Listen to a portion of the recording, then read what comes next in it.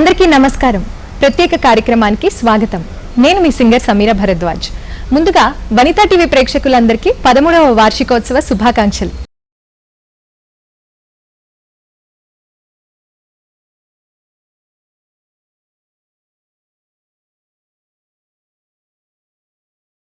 ఒకరు సంగీత ప్రపంచంలో ధృవతారైతే మరొకరు అభినయంలో అభినివేశం ఉన్న నటుడు. వీరిద్దరి వృత్తులు వేరైనా వివాహం అనే బంధం ఇద్దరిని కలిపింది. వారే శుభలేఖ సుధాకర్ గారు మరియు ఎస్పి శైలజ గారు. వనితా టీవీ 13వ వార్షికోత్సవం సందర్భంగా మనం వారింటికి వచ్చేసాం వారితో కొన్ని ముచ్చట్లు చెప్పుకోవడానికి. ఈరోజు ఇంకొక స్పెషాలిటీ ఉంది, ఏంటంటే శైలజ గారి పుట్టినరోజు కూడా. సో మరిన్ని విశేషాలు తెలుసుకోవడానికి ఇంకెందుకు ఆలస్యం, రండి వెళ్దాం.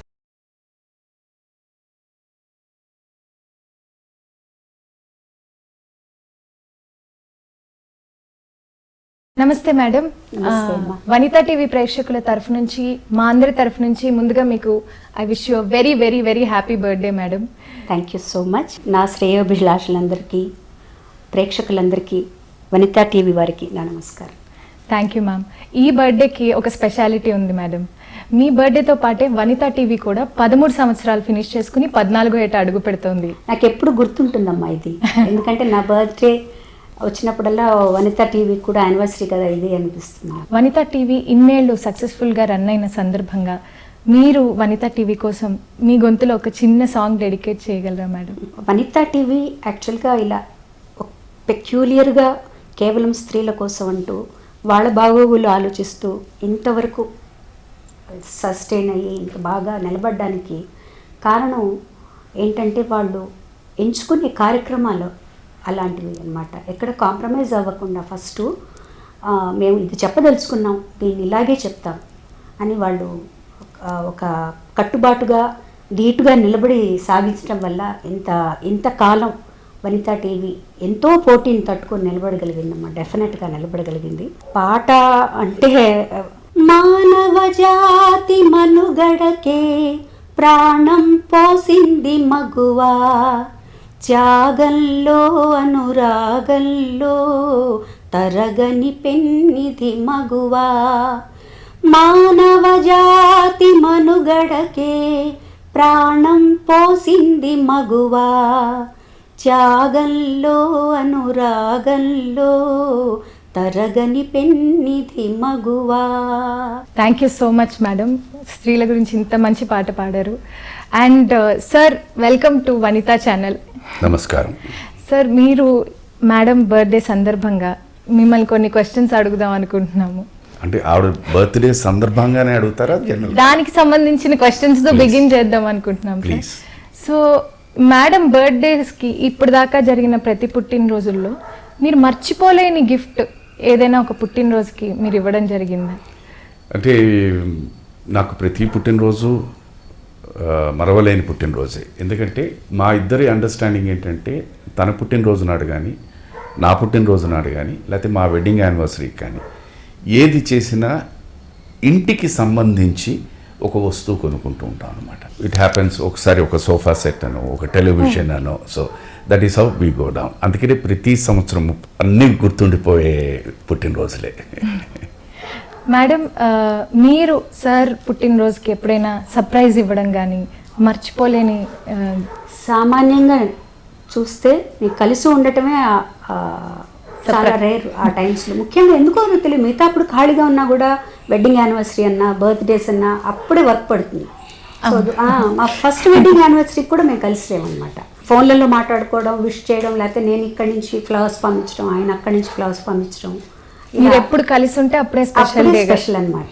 సామాన్యంగా ఒక్కవాళ్ళ అలా ఆయన బర్త్డేకి కానీ, మా వెడ్డింగ్ యానివర్సరీకి కానీ మేము ముగ్గురం, బాబు, నేను, ఆయన కలిసి ఉంటే డెఫినెట్గా మా అత్తగారు, మామగారు అందరం కలిసి బయటకు వెళ్తాం అనమాట.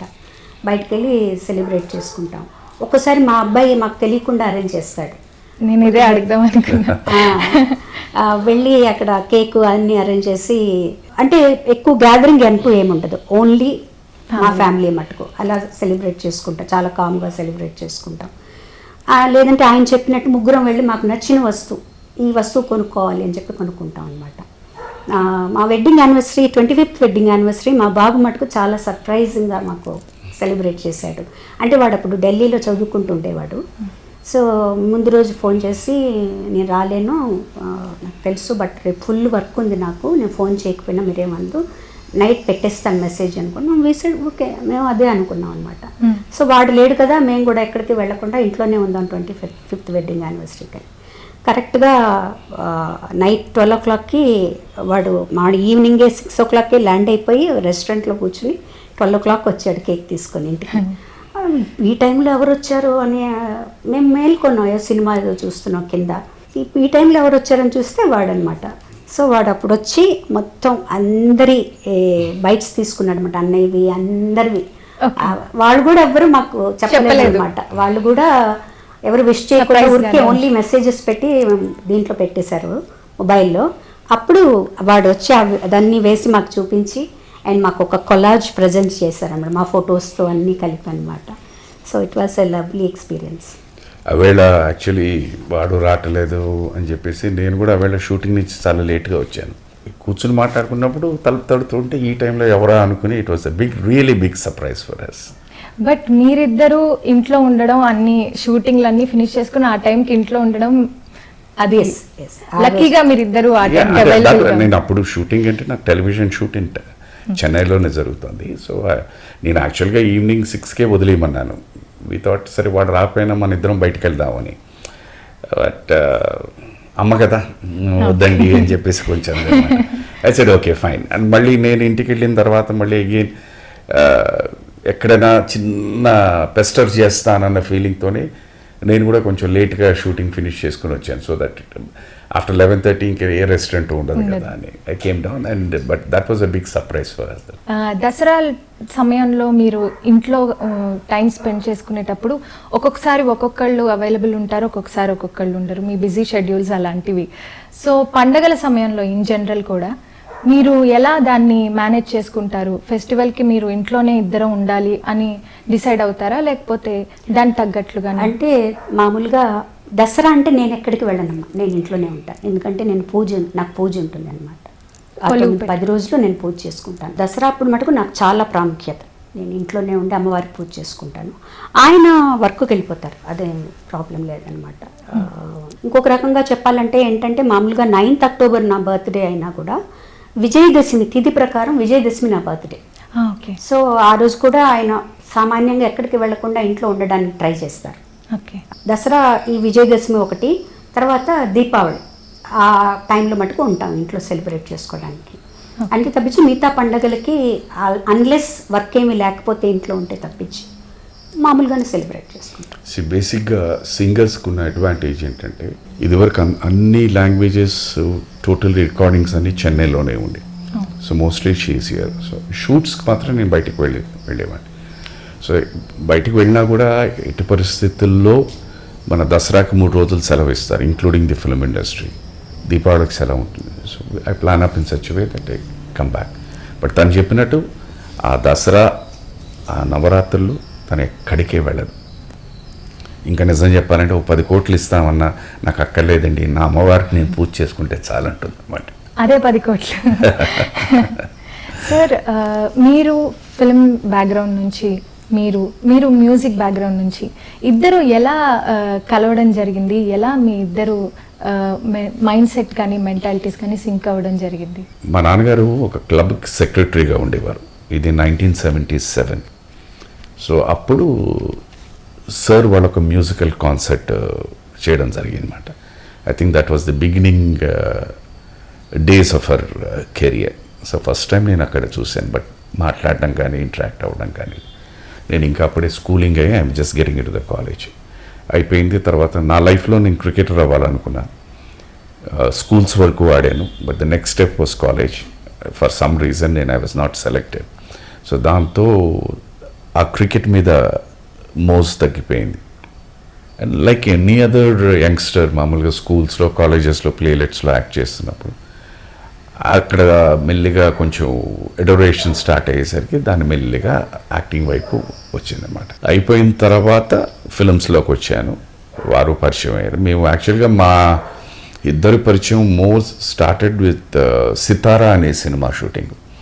అది ఏడిది నాగేశ్వరరావు గారు వాళ్ళ ఇంట్లో షూటింగ్ చేసేవారు. సార్ వాళ్ళ ఇంటి పక్కనే అనమాట. ఎడిద నాగేశ్వరరావు గారు అమ్మాయి గారును వీరు బాగా మంచి ఫ్రెండ్స్. ఇది కాకుండా వంశీ గారు బాగా పుస్తకాలు చదువుతారు అండ్ షీఈస్ ఎ ఓరోషియస్ రీడర్, బాగా పుస్తకాలు చదువుతుంది. సో వాళ్ళిద్దరి మధ్య ఆ దీని మీద అక్కడ అంటే హలో ఇది పరిచయం. మేము ఇప్పటికీ ఒక కోటిసార్లు చెప్పుంటాం, మాది అరేంజ్డ్ మ్యారేజే, లవ్ మ్యారేజ్ కాదు. 100% చెప్తున్నాను వాళ్ళను. జంధ్యాల గారు వాజ్ ద మెయిన్ పర్సన్. ఇలా ఫస్ట్ అసలు వారు చెప్పారన్నమాట, ఎందుకంటే తనకి ఏదో సంబంధాలు చూస్తున్నప్పుడు అబ్బాయి ఉన్నాడు కదా అని. సో సార్ నాకు చెప్పడం జరిగింది, ఇలా చెప్పాను, సజెస్ట్ చేశాను. నేను అప్పుడు దామెర్ల జోగులాంబ గారు వాళ్ళ ఇంట్లో ఉండేవన్నమాట. అది వాళ్ళకి చెప్తే అక్కడి నుంచి వాళ్ళ తరఫు నుంచి కూడా వాళ్ళ వదిన గారితో మాట్లాడడం అలా జరిగి ఇది ఎప్పుడు 83, 84లో 85లో స్టార్ట్ అయితే ఫైనల్గా 89లో మా పెళ్ళి అయింది. ఇది సో మళ్ళీ వనితా టీవీ ప్రేక్షకులకు మళ్ళీ చెప్తున్నాను, మా ఇద్దరిది అరేంజ్డ్ మ్యారేజ్, లవ్ మ్యారేజ్ కాదు. సో మీరు మొదట విశ్వనాథ్ గారి మూవీలో యాక్ట్ చేయడం జరిగింది కదండి. మీరు కూడా ఫస్ట్ డెబ్యూ మూవీ ఆయన డైరెక్షన్లోనే చేయడం జరిగింది. మీ ఇద్దరికి కామన్గా ఆయనతో ఉన్న ఎక్స్పీరియన్స్ గురించి షేర్ చేసుకోగలరా? విశ్వనాథ్ గారు మాకు చిన్నప్పటి నుంచి అన్నయ్య అవుతారు, కజిన్ అవుతారు. బాగా అనుబంధం ఉండేదన్నమాట. రాకపోకలు, మా ఇంట్లో ఏం పెళ్ళిళ్ళు, పేరెంటాళ్ళు అన్నిటికీ అన్నయ్య అంటూ ఉండేదాన్ని. అలా అందరూ ఉండేవాళ్ళు ఇంట్లో. అన్నయ్య కూడా పెద్ద అన్నయ్య లాగా చూసుకునేవారు. సో నేను ఎప్పుడు అనుకోలేదు ఆయన సినిమాలో యాక్ట్ చేస్తానని, అసలు అనుకోలేదు. అది వారు నా అరంగేట్రం చూసి ఈ క్యారెక్టర్కి తనైతే బాగుంటుందని వాళ్ళు ఒక డెసిషన్కి వచ్చారు. అప్పుడే ఎడిద నాగేశ్వరరావు గారు కూడా దానికి ఒప్పుకొని బాగుంటుంది ఆ అమ్మాయి చేస్తే అని. అంటే నేను భరతనాట్యం తెలుసు కాబట్టి, కొంచెం డాన్స్ వచ్చు కాబట్టి అని వాళ్ళు అనుకున్నారు. ఫైనల్గా అసలు నాకు నిజంగా అయితే యాక్ట్ చేయడం ఇష్టం లేదు. బట్ మొత్తానికి ఎక్కడి దాకా వెళ్ళారంటే మా నాన్నగారి దాకా వెళ్ళి ఒప్పించి, మా నాన్నగారిని ఒప్పించి అప్పుడు ఆ సినిమాలో నా చేత యాక్ట్ చేయించడానికి ఒప్పించారనమాట. సో ఆ తర్వాత నేను మళ్ళీ ఇంకా ఏ సినిమాలోనూ యాక్ట్ చేయలేదు. కారణాలు అంటూ ఏం లేదు, నేను కంఫర్టబుల్ కాదు యాక్టింగ్కి. నాకు పాట పాడడం వరకే నాకు చాలా ఇష్టం, నా ప్యాషన్ అంత పాటే. సో యాక్టింగ్ మీద నాకు అసలు ఏమాత్రం ఇంట్రెస్ట్ లేదు. ఆ సినిమాలో నేను చేశాను అంటే అదంతా విశ్వనాథ్ గారి ఇన్ఫ్లుయెన్స్ వల్ల. ఆయనే ఉండి ఎలా చేయాలో ప్రతి ఒక్క మూమెంట్ కూడా చూపించి నాకు చేయించారనమాట. తర్వాత పాటలు, ఇప్పుడు ఆయన సినిమాలో చాలా పాటలు పాడాను. పాటలు పాడినప్పుడల్లా కూడా మా ఇంటరాక్షన్ చాలా బాగుండేది. ఆయన ప్రతిదీ సీన్ వివరించి ఎలా ఉంటుంది, ఇక్కడ ఏం కావాలి తనకి, ఇవన్నీ చెప్పి చేయించుకునేవారు. ఒక్కోసారి తనకి ఏదన్నా మంచి మూడ్లో ఉన్నప్పుడైతే అన్నయ్య నన్ను బయటికి కూడా తీసుకెళ్ళి, కొత్త థాట్ వచ్చింది నాకు, ఒక సినిమా ఇలా ఉంది, 1-2 సార్లు అలా జరిగాయి, సడన్గా తీసుకెళ్ళి వాళ్ళు సూపర్ గారిని చూద్దామని చెప్పి అలా అట్లా క్లోజ్గా ఉంటాం మేము. అన్నయ్యతో అలాగా ఉంటాము, విశ్వనాథ్ అన్నయ్యతో కూడా అలాగే ఉంటాం అనమాట మేము. మంచి మా ఫ్యామిలీ బాండేజ్ కూడా బాగుంటుంది, వాళ్ళ పిల్లలతో కానీ అందరితో కానీ బాగుంటుంది. నాకు సంబంధించి వరకు బాలుగారు ఎంత పెద్ద గొప్ప గాయకుడు అయినా నాకు అన్నయ్యే. అలాగే విశ్వనాథ్ గారు ఎంత గొప్ప డైరెక్టర్ అయినా కూడా నాకు మా అన్నయ్య అనమాట. ఆ లెవెల్లోనే నేను ఆలోచిస్తాను అనమాట.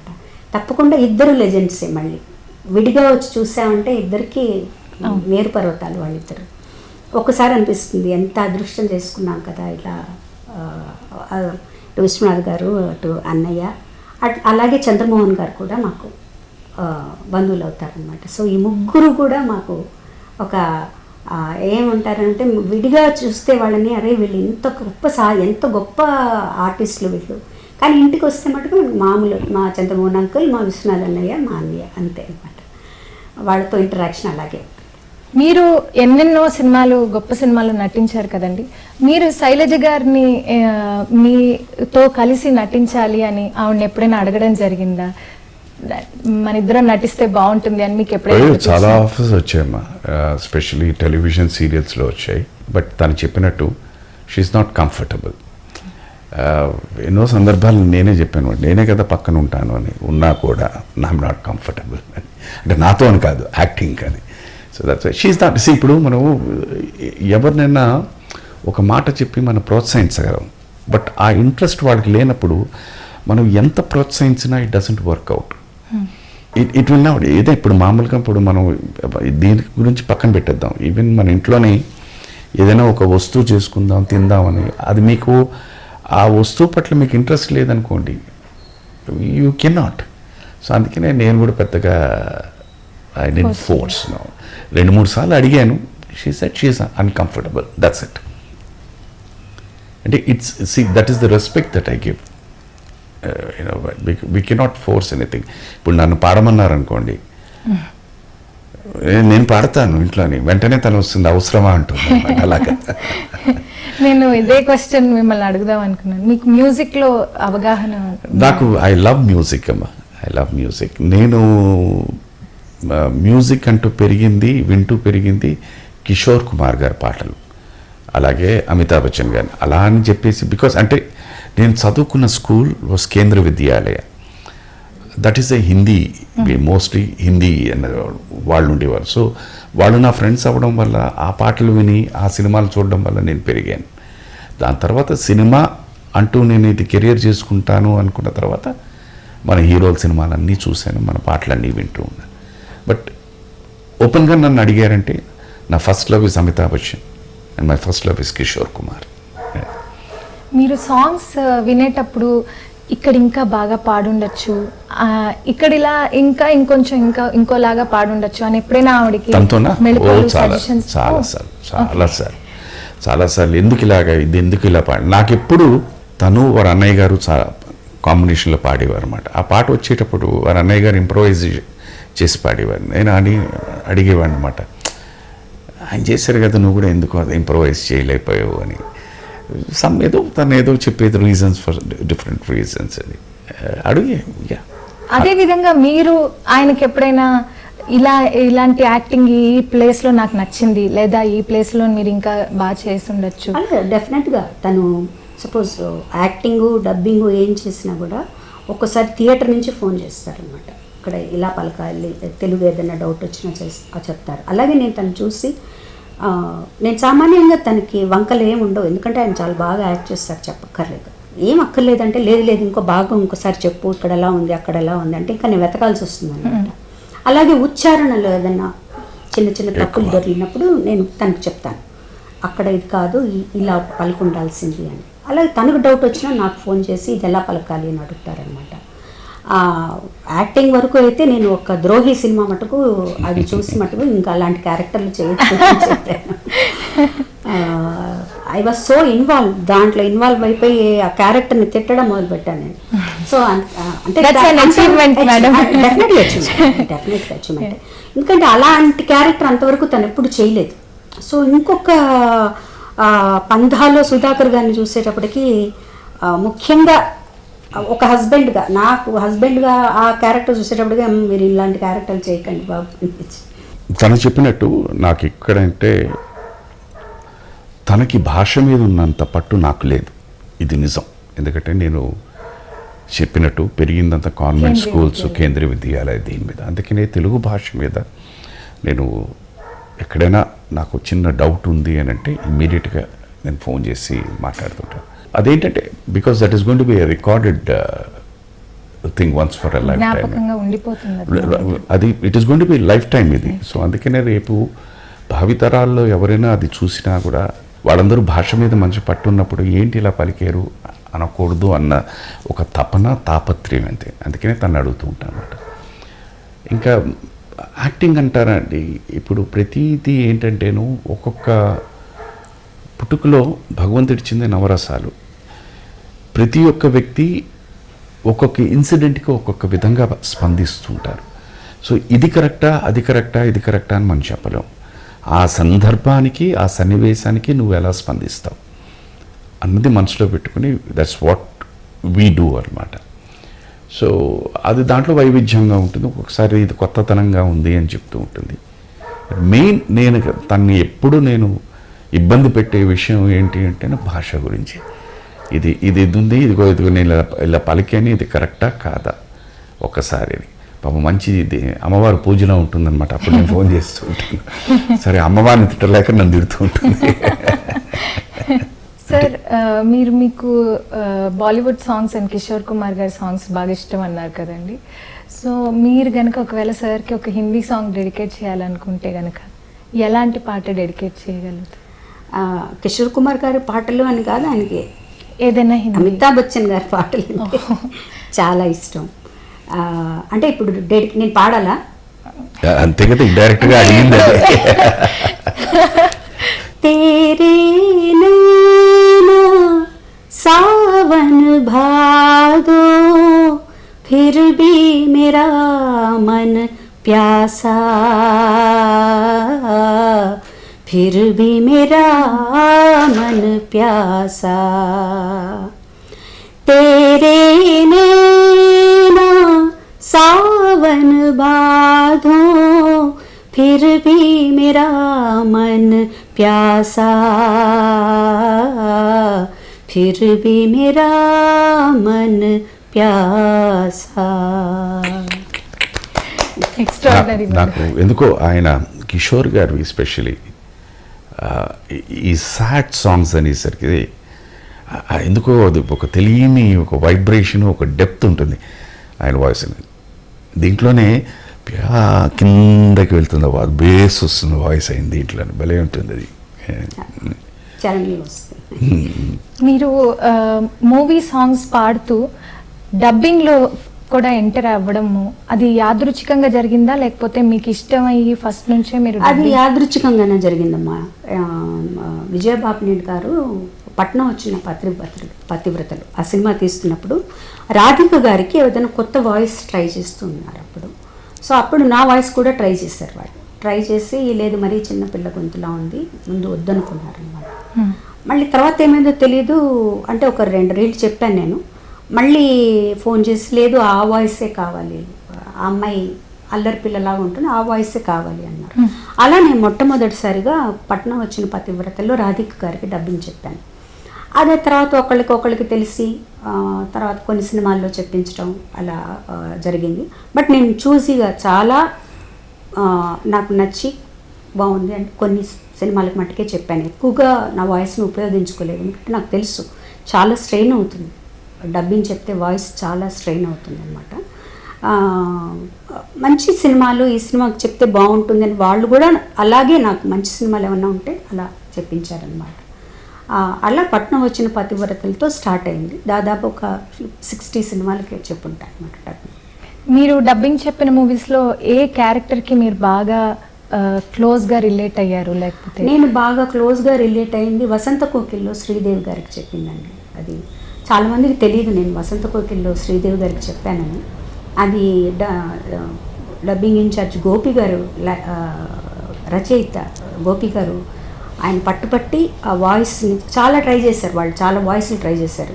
శ్రీదేవి గారితోనే యాక్చువల్గా తెలుగులో చెప్పిద్దాం అనుకున్నారు. ఆవిడ బాలీవుడ్లో అప్పుడు బిజీగా ఉండటం వల్ల చాలా వాయిస్లు ట్రై చేసి ఫైనల్గా నా వాయిస్ దగ్గరికి వచ్చేటప్పటికి వాళ్ళు ఏం చెప్పారంటే, ముందు ట్రై చేద్దాం అసలు ఆ వాయిస్ని మీరు మార్చగలరా, అందులో మారుస్తారు కదా ఆవిడ వాయిస్ మార్చి చీను అని అది అలా ట్రై చేయించారు.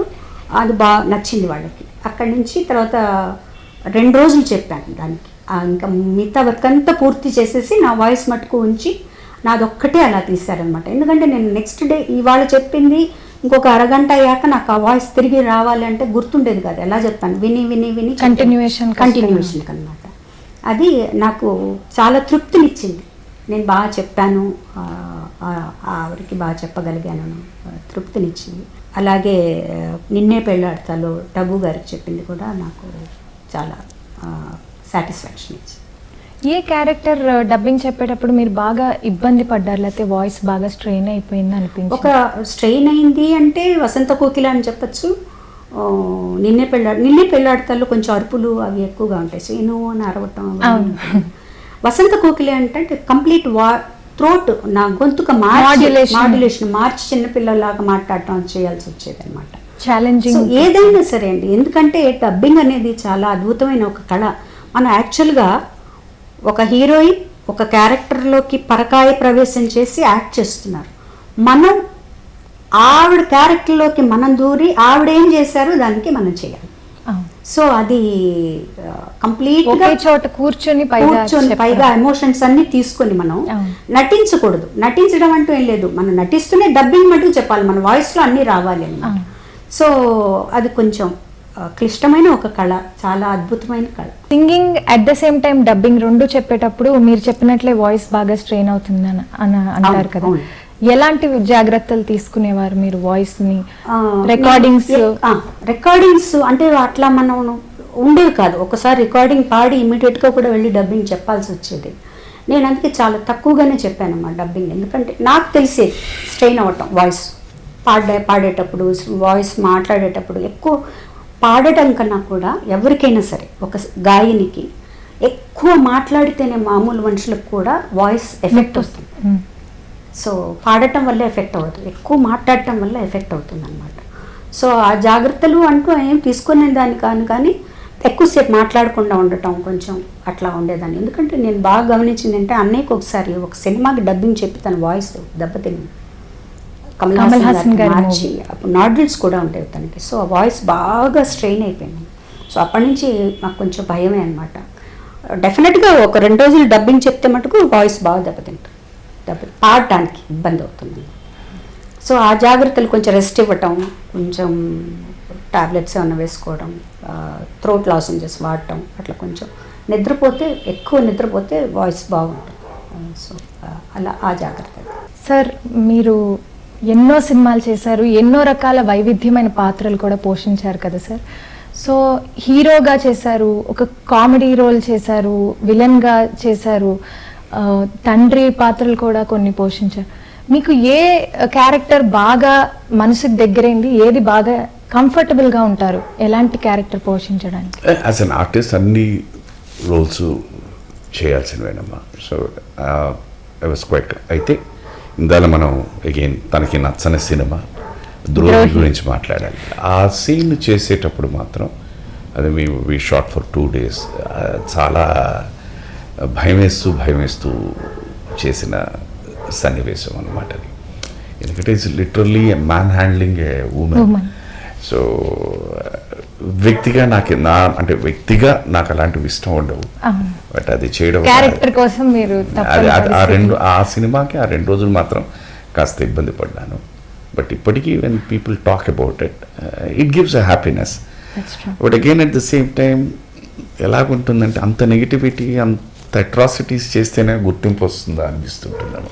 That's what I feel. అట్లా ఎందుకు అనుకోవాలి, ఇలాంటి ఇన్వాల్వ్ అయిపోయారు, చేయగలడు, చేశాడు అని ఒక మీరు అందులో అంత ఇన్వాల్వ్ అవ్వబట్టే జనాలు మిమ్మల్ని అలా గుర్తుపెట్టుకోగలిగారంటే ఇట్స్ గ్రేట్ థింగ్ సార్. ఇప్పుడు మనం చాలా మంది విలన్లు వాళ్ళని తిట్టుకుంటూ ఉంటాం, కానీ ఆ క్యారెక్టర్ కి వాళ్ళు కరెక్ట్ గా అదే సంతోషం కరెక్ట్ గా చేశారు వాళ్ళనే అర్థం కదా. అంతే మిగతా ఎనీథింగ్ ఇస్ ఎ ఛాలెంజ్. అంటే ఇప్పుడు నేను వెన్ ఐ స్టార్టెడ్, నాకు అంటే సినిమాల్లో అనుకోకుండా ఒక ఆనకట్టు పడిపోయింది. ఆ టైంలో నాకు నిజంగా దేవుడు పంపించిన పెద్ద వరప్రసాదం ఏంటంటే టెలివిజన్. ఆ టెలివిజన్ దీంట్లోని at a very young age itself నేను చాలా ఏజ్డ్ క్యారెక్టర్స్ అవన్నీ చేశాను. సో అవన్నీ నాకు ఛాలెంజింగ్గా అనిపించింది.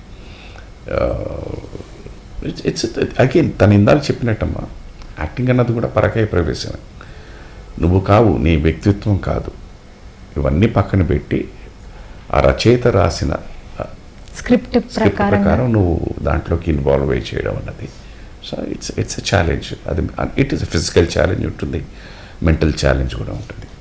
అండ్ ఇందాక మీరు తన డబ్బింగ్ గురించి మాట్లాడుతున్నారు కదా, నేను ఇప్పటికీ ఈ క్షణం కూడాను ఎన్నో సందర్భాల్లో తను అడిగాను, వసంత కోకిల్ నువ్వేనా నిజంగా చెప్పాడు, అంత అద్భుతంగా చెప్పింది. It is really unbelievable. I think even Sridevi madam also complimented her that అంత బాగా చెప్పారు నిజంగా. ఎందుకంటే చాలా రోజులు చాలా మందికి తెలియదు నిజంగా నేను డబ్బింగ్ చెప్పినట్టు. అది ఆవిడే చెప్పారు అనుకున్నా. సాధారణంగా ఆవిడ సినిమాలకు ఆవిడే చెప్పుకుంటారు కాబట్టి అలా ఆవిడ వాయిస్ జనాలకు ఆల్రెడీ అలవాటు పడిపోయి ఉంటారు కాబట్టి ఇంకా కష్టంగా ఉంటుంది. It's even more challenging. మీరు ఇప్పటికీ వసంత కోకిల్ చూస్తే you will feel only Sridevi గారు చెప్పారండి. ఎందుకంటే ఆ వాయిస్ టించ్ కూడా అలాగే కరెక్ట్గా ఉంటుంది, అంత అద్భుతంగా ఉంది. ఇట్స్ నేను ఎన్నో సందర్భాల్లో చెప్పాను, it's a job very well done, it's just excellent అనమాట. అంతే సార్, మీరు కూడా కొన్ని డబ్బింగ్స్ చెప్పారు. సో మీరు ఎంతవరకు మేడం గైడెన్స్ తీసుకున్నారు, లేకపోతే మీరు ఓన్గా మీ ఓన్ ఇనిషియేటివ్తో మీరు మొదలుపెట్టారు? నేను తనతో ఎప్పుడు మాట్లాడినా ఒకే ఒక విషయం మీద మాట్లాడతానమ్మా, ఉచ్చారణ, భాష. నాకు ఎందుకంటే అంటే ఇప్పుడు తెలుసో తెలియకుండా అని కాదు, ఏదో ఒకటి ఎక్కడో వినుంటాను తను మాట్లాడిందో లేకపోతే సార్ మాట్లాడినప్పుడు, అది ఎక్కడో రిజిస్టర్ అయిపోయిన తర్వాత ఇప్పుడు డబ్బింగ్ చెప్పేటప్పుడు ఇది వాళ్ళు వేరే విధంగా పలకండి అని అంటున్నప్పుడు నాకు డౌట్ వచ్చేస్తుంది, అది కరెక్టా ఇది కరెక్టా అని చెప్పి. సో అప్పుడు నేను క్రాస్ చెక్ చేసుకుంటాను. అది ఇట్స్ సేఫ్టీ సేక్ అండి అని చెప్పి. ఎందుకంటే ఇవాళ భాష నది మారిపోయిందమ్మా. ఈ ప్రతి వ్యక్తి ఏంటంటే వాళ్ళు పెరిగిన ప్రాంతీయతత్వం, వాళ్ళు పెరిగిన వాతావరణంలో మాట్లాడతారు. సో ఎందుకు దానికి సింపుల్గా ఇది చెప్పాలంటే ఇది నేను బొటకన వేలు అంటాను. అంటే వైజాగ్ వాళ్ళు కదా బొటకన్న వేలు అంటారు. నేను కొత్తలో అనేది బొటకన్న వేలు ఏంటి, బొటన వేలు కదా అది. ఇది చెప్తాను, ఇదేంటి మాకు చిన్నప్పటి నుంచి నాకు ఇదే కదా నేర్పించారు అంటాను నేను. లేదు, దీన్ని భాష ప్రకారం చూస్తే ఇది మీరు నేర్చుకుని అది ప్రాంతీయతత్వం అని. సో అలాంటి డౌట్స్ వచ్చేసేటప్పుడు నేను అడుగుతూ ఉంటాను అనమాట, భాష ప్రకారం ఏది కరెక్ట్, ఇది కరెక్టా అది కరెక్టా తను అడుగుతూ ఉంటున్నప్పుడు వాళ్ళు ఎలా ఫాలో అవుతున్నారు, are they really following the language or are they following the వాళ్ళ ప్రాంతీయ, దాన్ని బట్టి మీకు సినిమాలో కూడా ఆ ప్రాంతానికి సంబంధించిన సెట్టింగ్ కానీ తగ్గట్లుగా మాట్లాడడం అది ఎక్కడ వచ్చేస్తుందంటేనమ్మా, ఒక సన్నివేశంలో డబ్బింగ్ చెప్పేటప్పుడు మీరు ప్రాంతీయతత్వంగా మాట్లాడాలని అంటారు, సడన్గా ఇంకో సన్నివేశంకి వచ్చేసరికి మీరు తెలుగు భాషను గుర్తుపెట్టుకుని మాట్లాడాలని అక్కడ వచ్చేస్తుంది కన్ఫ్యూషన్ అనేది అక్కడ వచ్చేస్తుంది. మరి ఏది కరెక్ట్ ఏది ఏది తప్పు అని చెప్పి. అండ్ తర్వాత మా సార్ ఉన్నారు, ఆయన భాష మీద అసలు ఇంత పొరపాటున ఆయన ఏదైనా సినిమా చూసి ఏంటి సార్ ఇలా అన్నారంటే అయిపోయానమాట. అది ఇంకా ఎక్కువ భయం నాకు.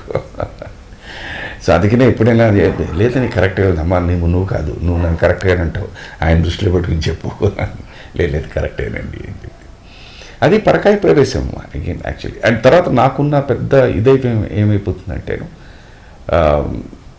సమ్టైమ్స్ నేను ఒక డిసడ్వాంటేజ్గా నేను ఎలా ఫీల్ అవుతానంటే, ఆ తెర మీద ఆర్టిస్ట్ చేస్తున్నప్పుడు అలా చూస్తూను ఇది నేనే చేసి క్యారెక్టర్ నాకు ఇచ్చుంటే ఎలా ఉండేదా అని ఆలోచన వచ్చేస్తుంది. ఇది నేను మిమ్మల్ని అడుగుదామని అనుకున్నాను. అది ఆలోచన వచ్చేసరికి ఏమైపోయిందంటే ఆ డైలాగ్ని నేను ఇలా చెప్పుండేవాడిని అని వస్తుంది. బట్ దానికి దీనికి సింక్ అవ్వదు, ఎందుకంటే అక్కడ టైమింగ్ టోటలీ డిఫరెంట్, నేను అనుకున్న టైమింగ్ టోటలీ డిఫరెంట్. సో ఎలాగనే అక్కడ ఒక నిమిషం వాళ్ళు చెప్తారు అంటారు, ఒక నిమిషం అండి అని ఆలోచించి ఆ టైమింగ్కి వెళ్ళి నేను అనుకున్న మాడ్యులేషన్లో ట్రై చేస్తాను. ఒక్కొక్కసారి వర్కౌట్ అవుతుంది, ఒకసారి చాలా బాగుంది సార్ అంటారు, ఒకసారి లేదు సార్ ఆయన చెప్పినట్టే ఫ్లాట్గా చెప్పేసి. సార్ మీ ఇద్దరి అన్యోన్య దాంపత్యంలో ఎప్పుడైనా చిన్న చిన్న గొడవలు అనేవి సహజం, అందరికీ అవుతాయి. సో ఫస్ట్ ఎవరు సారీ చెప్తారు, లేకపోతే ఫస్ట్ ఎవరు కాంప్రమైజ్ అవుతారు?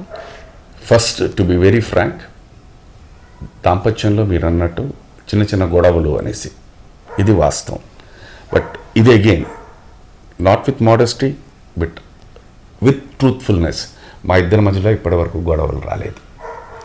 డిఫరెన్స్ ఆఫ్ ఒపీనియన్స్ ఉంటాయి, లైక్ ఇవాళ ఇది చేసుకుంటామా, ఇవాళ ఇది, ఆ డిఫరెన్స్ ఆఫ్ ఒపీనియన్స్ వచ్చినప్పుడు మేము కూర్చుని చర్చించుకుంటాం. ఎందుకంటే నేను నేర్చుకున్న జీవితంలో ఏంటంటే డిస్కషన్కి అండ్ డిమాండ్కి చాలా చిన్న తేడావే ఉంది.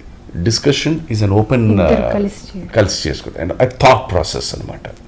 డిమాండ్ అంటే ఇది అనేసి, అందుకనే it is always a discussion for me. ఇది నా పాయింట్ ఆఫ్ వ్యూలో, వారి పాయింట్ ఆఫ్ వ్యూలో వారిని చెప్పండి. చిన్న చిన్నవి అందరికీ వస్తాయమ్మా, ప్రతి ఒక్కళ్ళకే వస్తాయి, కడుపున పుట్టిన అక్క చెల్లెళ్ళకే వస్తాయి. అలాంటిది కొన్నేళ్ళు విడిగా పెరిగి ఒక్కసారిగా ఒకటి అన్నీ మన ఐడియాస్ వేరు, వాళ్ళ ఐడియాస్ వేరు, అన్నీ కలిసి ఒక కుటుంబంలోకి ముఖ్యంగా ఒక అమ్మాయి వస్తుంది అంటే చాలా వాటికి అడ్జస్ట్ అవ్వాలి. ఇప్పుడు అమ్మాయి కానీ అబ్బాయి కానీ ఇద్దరు అడ్జస్ట్ అవుతూనే ఆ పెళ్ళి నిలబడుతుంది. లేదు మనం వేరే ఊహించేసుకొని పెళ్ళి వరకు వేరే ఊహించేసుకొని పెళ్ళి ఇలా ఉంటుంది, నేను ఇలా ఉంటాను, నా ఇండిపెండెన్స్ ఇలా ఉంటుంది, నా ఇష్టం వచ్చినట్టు నేను ఉంటానంటే అది కుదరదు.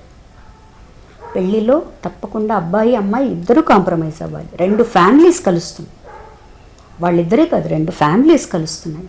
సో ముఖ్యంగా ఏంటంటే చిన్న చిన్న విషయాలను పెద్దవి చేసుకోకుండా అక్కడితో వదిలేయాలి, ఎక్కడో అక్కడ వదిలేసేయాలి. ఓకే, ఇప్పుడు నాకు నచ్చింది, ఇది నేను చేస్తున్నాను, నాకు నచ్చలేదు, నువ్వు ఎందుకు చేస్తున్నావు ఏం అన్నారనుకో, ఇదిగోండి ఇది కారణాలు, నేను ఇది చేస్తున్నాను. అప్పటికి కూడా ఆయన వద్దు నువ్వు అది చేయకూడదు అన్నారు అనుకోండి, నిజంగా అది రైట్ అయితే నేను చేస్తా, లేదు 50% అంటే ఆలోచిస్తా, ఎందుకు చెప్తున్నారు తను, దానివల్ల కారణం ఏంటి. సో అప్పుడు తగ్గాలి అంటే తగ్గిపోవాలి, వద్దు అనుకుంటే ఓకే ఇది ఫ్యామిలీకి మంచిది అంటే ఓకే వదిలేద్దాం. అయితే కానీ ప్రతిదీ పట్టుకొని నేను ఒక విషయం చెప్తానమ్మా, ఆడవాళ్ళు స్వాతంత్రం, మేము మహిళా లోకం, బయటకు వెళ్తాం, ఇవన్నీ కాదు.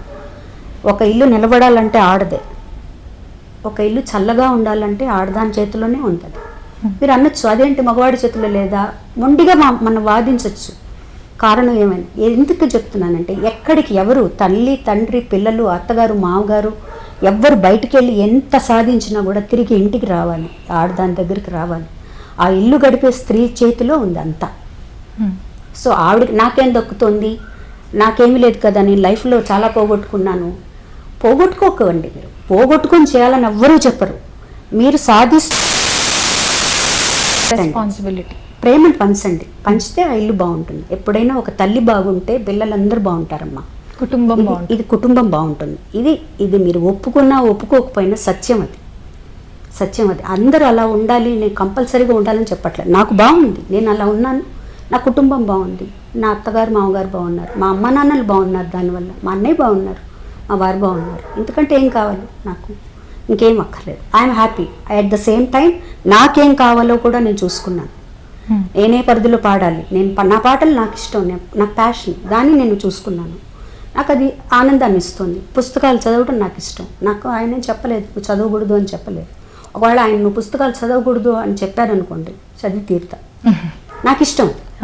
సో ఎంతవరకు ఉండాలి, ఎంతవరకు దాన్ని ఆపాలి, ఎంతవరకు మీరు సాధించాలి అనేది మీరు చూసుకోవాలి.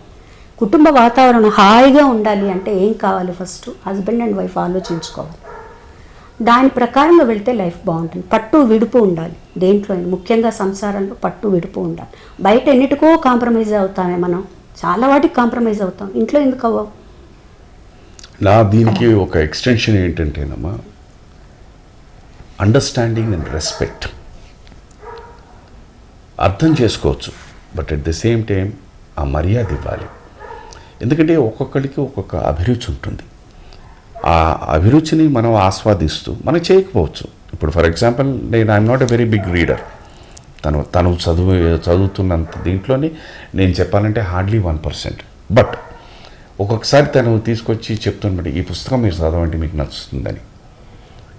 నిజంగా నేను చదువుతాను ఆ పుస్తకాన్ని, చదివిన తర్వాత ఐ ఎంజాయ్ ఇట్. అంటే దాన్ని బట్టి తను నన్ను ఎంతలా అర్థం చేసుకుందో అది అర్థమవుతుంది.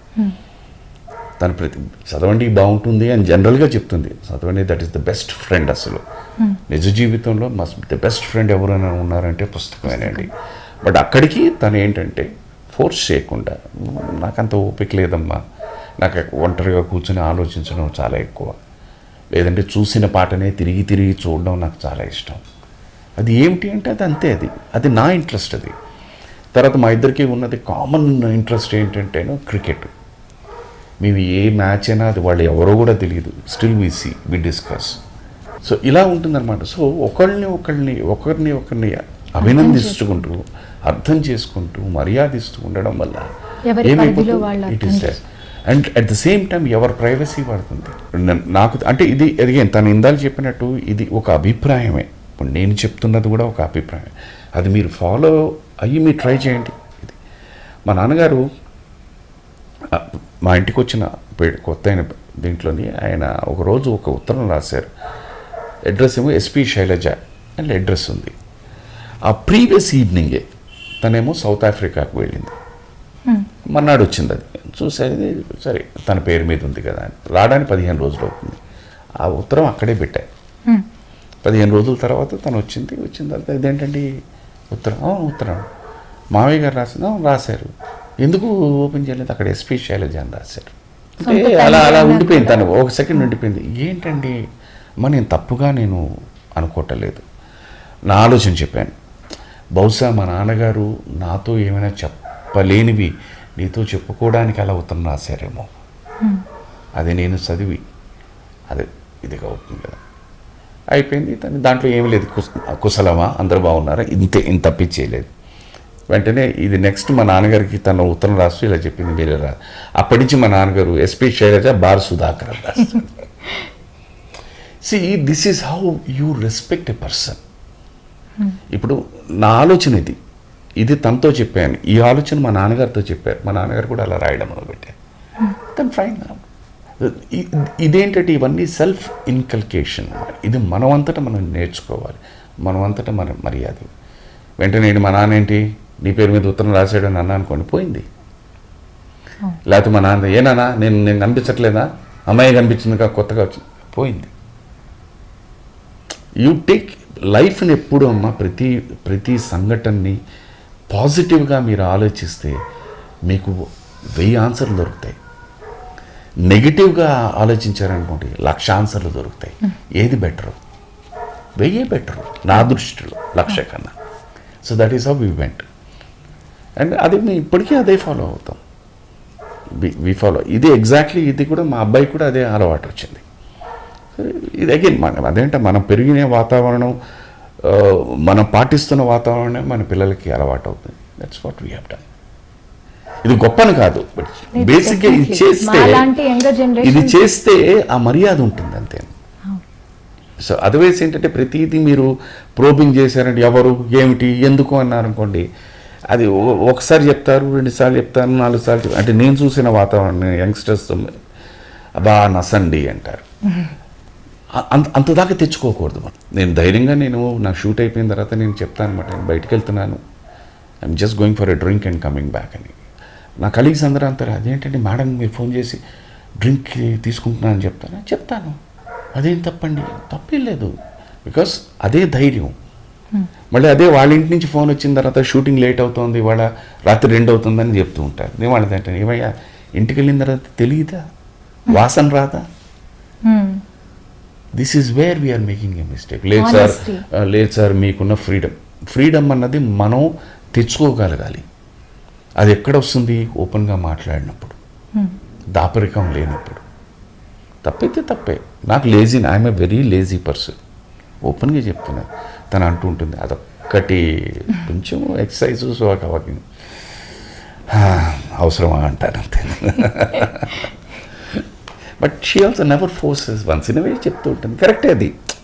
యాజ్ ఏజ్ వచ్చే కొద్దీ అప్పటి వరకు మన శరీరంలో ఉన్న ఆర్గన్స్ అన్ని ఫెంటాస్టిక్గా ఉంటాయి. ఏజ్ వచ్చే కొద్దీ అవి కొంచెం దాని పనితనాన్ని తగ్గిస్తూ ఉంటుంది అన్నమాట. దానికి సక్రమంగా ఉంచుకోవడానికే ఈ చిన్న వాకింగ్ ఇవి. సో ఇది పాజిటివ్గా ఆలోచిస్తే కరెక్టే కదా. అది మీరు ఎక్కువ ఎలాంటి ఫుడ్ ప్రిఫర్ చేస్తారు? హోమ్ ఫుడ్ డెఫినెట్గా షూటింగ్స్ అండ్ అవుట్డోర్ షోస్ అంటే డెఫినెట్గా ఇంటికి వచ్చి చేతి వంట తినాలని అనిపిస్తూ ఉంటుంది కదా. సో మేడం మీరు వంట చేస్తే మీ డిషెస్లో మీకు ఇష్టమైన డిషెస్ ఏంటంటారు? నాకు కందిపచ్చడి అంటే చాలా ఇష్టం, మజ్జి పులుసు అంటే చాలా ఇష్టం, అది బాగా చేస్తుంది. ఇది కాకుండా న్యాచురల్లీ ఇప్పుడు ఇది ఓపెన్ ఫ్యాక్ట్ ఏంటంటే తల్లులకి పిల్లలు అంటే చాలా ఇష్టం. మా వాడికి నార్త్ ఇండియన్ ఫుడ్ అంటే చాలా ఇష్టం. అవన్నీ నేర్చుకుంది, చాలా బాగా చేస్తుంది అనమాట. మీరు ఎప్పుడైనా వంట ట్రై చేశారా? చేశాను నేను ఒకసారి చేశాను. మేడం నవ్వుతున్నారు. అదే చెప్తాను. అప్పుడు తను సరిగమలు అనే ప్రోగ్రామ్ చేస్తాను. సో చేసినప్పుడు ఓ రోజు మేము అనుకున్నాం అన్నమాట. 2 సందర్భాలు చెప్పేస్తా. ఒకరోజు బెండకాయ వేపుడు ట్రై చేశారు. అయిపోయిన తర్వాత ఇదేంట్రా ఇది, తను చేస్తే బెండకాయ వేపుడు విడివిడిగా ఉంటుంది, నేను చేస్తే ముద్దగా ఉంది ఏంటరా అనుకున్నాను. సరే తర్వాత ఫోన్ చేశారు, మ్యాచ్ల షూటింగ్ అయిపోయింది, ఏం చేశారంటే వాడు బెండకాయ కూర చేశాను అని. నాకు చిన్న డౌట్ అమలు, నువ్వు చేస్తే అది పొడి పొడిగా వస్తుంది, నేను చేస్తే ముద్దగా వస్తుంది, ఏం చేశారని. ఏదో చేశాను అని రాలేదు. సరే అర్థమైపోయింది. ఏం అర్థమైంది? మీరు బెండకాయలు కోసి కడిగారా అన్నారు. బెండకాయలు ఎప్పుడు కడిగి కొయ్యాలి. అదే అలాగే ఓ రోజు ఎందుకో కంది పచ్చడి చేసుకుందాం అనుకున్నా. అన్నీ కరెక్ట్గా చేసుకున్నావు. ఇప్పుడు అన్నీ కూడా మిక్సీలో వేసా, ఎవరో ఎందుకో వచ్చినట్టున్నారో వాళ్ళు వెళ్ళి మాట్లాడేసి వెళ్ళిన తర్వాత లేట్ అయిపోతుందని చెప్పి మిక్సీ ఆన్ చేశాను. తర్వాత చూస్తే పొడిగా అయిపోయింది. ఏంటి అయ్యో కంది పచ్చడికి నీళ్లు పోయడం మర్చిపోయాను అనమాట. సో అందుకని అవి తినేసాను అనమాట. పైగా ఇది చూడండి, నేను హోటల్లో పనిచేసిన వాడిని. I work in Taj Kurma restaurant దీంట్లో.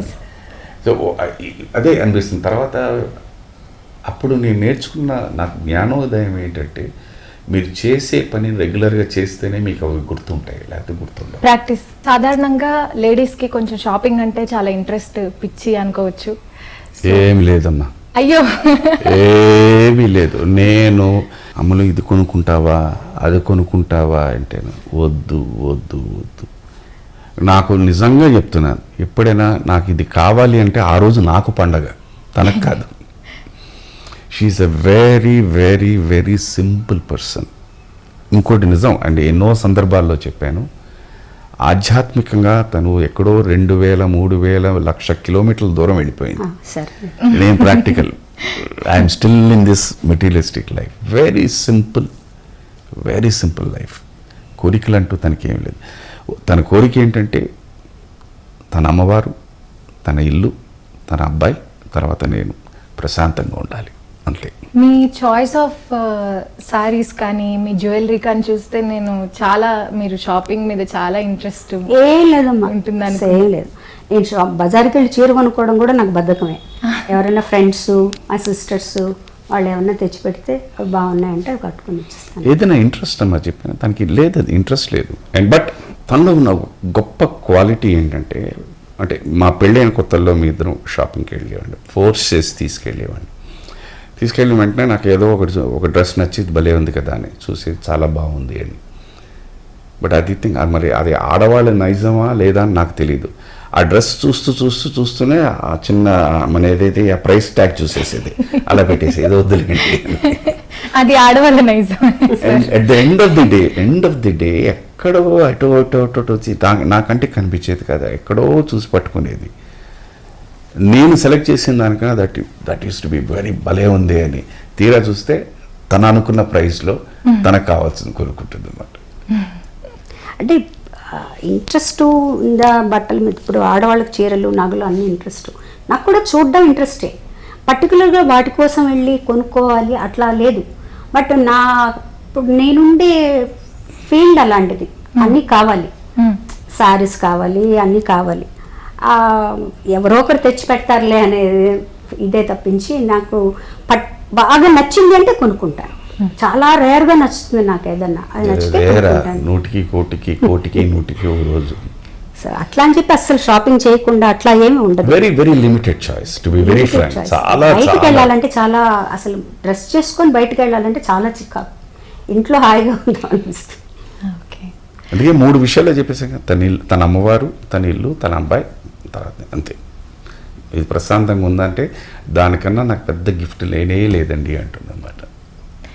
మేడం, మీరు సార్ కలిసి చాలా చోట్లకి ట్రావెల్ చేశారు, చాలా ఎక్స్పీరియన్సెస్ ఉండుంటాయి. మీ ఫేవరెట్ డెస్టినేషన్ ఏదైనా ఉందా? ఈ ప్లేస్ అంటే మేమిద్దరం మర్చిపోలేని ఒక ప్లేస్. మాకు సింగపూర్ ఎందుకో ఇష్టం. Singapore is beautiful. అంటే మా ఫ్రెండ్స్ ఉన్నారు అక్కడ, ఎక్కువ బాబుతో వెళ్ళాము సింగపూర్కి. తర్వాత దగ్గర ఎప్పుడన్నా అనుకుని టక్కని వెళ్ళిపోవచ్చు. బాగా ఎంజాయ్ చేస్తాము అక్కడ. మా అబ్బాయి బాగా షాపింగ్ చేస్తాడు. నాకు సింగపూర్ ఎందుకు ఇష్టం అంటేను, ఆ దేశానికి వెళ్ళామంటే మనం ఎవరి మీద ఆధారపడక్కర్లేదు. మీరు if you go down to USA, ఎవరో ఒకళ్ళ మా హెల్ప్ లేకుండా మనం ఉండలేము అక్కడ. ఆస్ట్రేలియా, ఇవి సింగపూర్ అది అక్కర్లేదు. హ్యాపీగా వెళ్ళామా, క్యాబ్స్గా అంతా, ఇంత చిన్న ఊరు, వెరీ కంఫర్టబుల్. అంటే టైం అనేది మన టైం మన దగ్గర ఉంటుంది. మనం ఎవరి మీద ఆధారపడక్కర్లేదు, వాళ్ళని ఇబ్బంది పెట్టక్కర్లేదు. We can enjoy. I love really. ఇద్దరికి Singapore is the best. Friends అందరూ ఉన్నారు అక్కడ చాలా మంది. Enjoy that. లో మీరు చాలా వాటికి అటెండ్ అయ్యి ఉంటారు కదా, మీరు మర్చిపోలేని మేడం కాన్సర్ట్ అండ్ పర్ఫార్మెన్స్? చాలా తక్కువ వాటికి వచ్చారండి. ఓకే, చాలా రేర్గా వస్తారు అసలు. నేను పిలుస్తాను కూడా, రండి ఇవాళ, లేదు వెళ్ళు ఖాళీగా ఉన్నప్పుడు. బట్ ఒకసారి మటుకు యూఎస్ఏ ట్రిప్ వచ్చారు. అప్పుడు బాగా చిన్నవాడు, 1 year. అప్పుడు మటుకు ఎంటైర్ ట్రిప్ అంతా ఉన్నారు, మాతో ఉన్నారు. మీరు ఆయన షూట్ స్పాట్కి ఎప్పుడైనా వెళ్ళడం జరిగింది? వెళ్తాను. వెళ్తాను. మీరు చెప్పండి, ఆవిడ అడిగారు, మీరు వచ్చిన మీ ఎక్స్పీరియన్స్ ఏంటి అని. షోకి వచ్చి షోలో మీరు ఎలా ఎంజాయ్ చేశారు మేడం పర్ఫార్మెన్స్ని, ఒక షోని నాకు డైరెక్ట్గా చూడడం? ఇక్కడ అలా చూస్తుంటాను షో, పక్కన సార్ ఉంటారు, ఆయనేమో సెన్స్ ఆఫ్ హ్యూమర్ అవన్నీ చేస్తే ఈ విల్ బి స్కోరింగ్ అనమాట. అందరూ ఇదే దానేమో చాలా సీరియస్గా ఇలా ఉంటుంది, ఎందుకు ఇలా ఉండాలి, నవ్వచ్చు కదా, నవ్వించవచ్చు కదా అనుకుంటా. వచ్చిన వెంటనే అడుగుతాను, లేదండి అదే స్టేజ్ మర్యాద, అది అలాగే ఉండాలి. అది పక్కన అన్నున్నారు, ఏమైనా అన్నానంటే తర్వాత ఏమంటారు అని. షీఈ్ బేసిక్లీ మీరు చూడండి, ఎప్పుడైనా మీరు ఏ పర్ఫార్మెన్స్ దీంట్లో అయినా చాలా కంపోజ్డ్గా, ఎక్కడ అసలు నవ్వు అన్నది ఎక్కడైనా తెలుస్తుందేమో అని నేను భూతద్దం పెట్టుకుని వెతుకుతాను. ఇంట్లో కూడా చాలా తక్కువ నవ్వుతుంది. నేను ఎక్కడైనా ఏదైనా ఏదో పిచ్చి జోక్ వేసి నవ్వు రాలేదంటే అంటుంది, వదిలే అన్నమాట. షీ లైక్స్, అది చెప్పాను కదమ్మా, అది వాటర్ కలర్స్, అది దాన్ని ఏమంటారు, ఆధ్యాత్మిక దీనికి వెళ్ళిపోయిన తర్వాత యు ఆర్ సో కంపోజ్డ్. ఏది ఆ మనసును కానీ పెద్దగా దాన్ని చెలించదు. మీరు ఋషులు చూసుకోండి, ఋషుల దగ్గరికి వెళ్ళిన తర్వాత మనం ఏం చెప్పినా అంటే ఇలా అంటారు అంతే. అంటే ఇవన్నీ వాళ్ళు మెటీరియలిస్టిక్ వాళ్ళకి తెలుస్తుంది, అబ్బా అబ్బా అని. అది ఆధ్యాత్మిక దీనికి ఇవన్నీ దాటి వెళ్ళిపోయిన వాళ్ళు, there in a different platform. So ఒక జోక్ వేస్తే నేను ఎంజాయ్ చేస్తున్నంత తను ఎంజాయ్ చేయదు, అంతే కదా అంటున్నమాట. మేడం, మీరు టెలివిజన్స్ లో చాలా రియాలిటీ షోస్కి జడ్జ్మెంట్ ఇచ్చారు, ఇంకా ఇస్తూనే ఉన్నారు. సో మీరు ప్రతిసారి మా ప్రేక్షకులందరికీ తెలుసు, ఎప్పుడు చాలా నిష్పక్షపాతంగా మీరు జడ్జ్మెంట్ ఇస్తారు, ఉన్నది ఉన్నట్లుగా స్ట్రైట్ ఫార్వర్డ్గా చెప్తారు. సో దానివల్ల మీరేమైనా ప్రాబ్లం ఎదుర్కొన్నారా ఫ్రమ్ ఎనీబడి? అంటే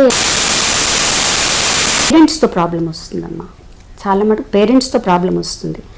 వాళ్ళు ఎందుకు మా అబ్బాయికి తక్కువ మార్కులు వేశారు, లేదా మా అమ్మాయికి ఎందుకు తక్కువ మార్కులు, వాళ్ళకి ఎందుకు ఎక్కువ వేశారు, వీళ్ళకి ఎందుకు తక్కువ వేశారు. కొంతమంది అడగరు, కొంతమంది వచ్చి అడుగుతారు. ఇప్పుడు ఒక జడ్జిగా మేము అక్కడ కూర్చున్నప్పుడు ఒక పాటే కాదు, వాళ్ళలో ఉండే మొత్తం ఆ పాటకు సంబంధించిన డైనమిక్స్ ఏంటి, తర్వాత ఉచ్చారణ ఎలా ఉంది, ఆ రోజు పాటలో వాళ్ళ మధ్యలో ఆపేశారా, ఎక్కడన్నా డౌట్ ఉందా, అవి మాకు బాగా తెలుస్తాయి, సింగర్కి బాగా తెలుస్తాయి.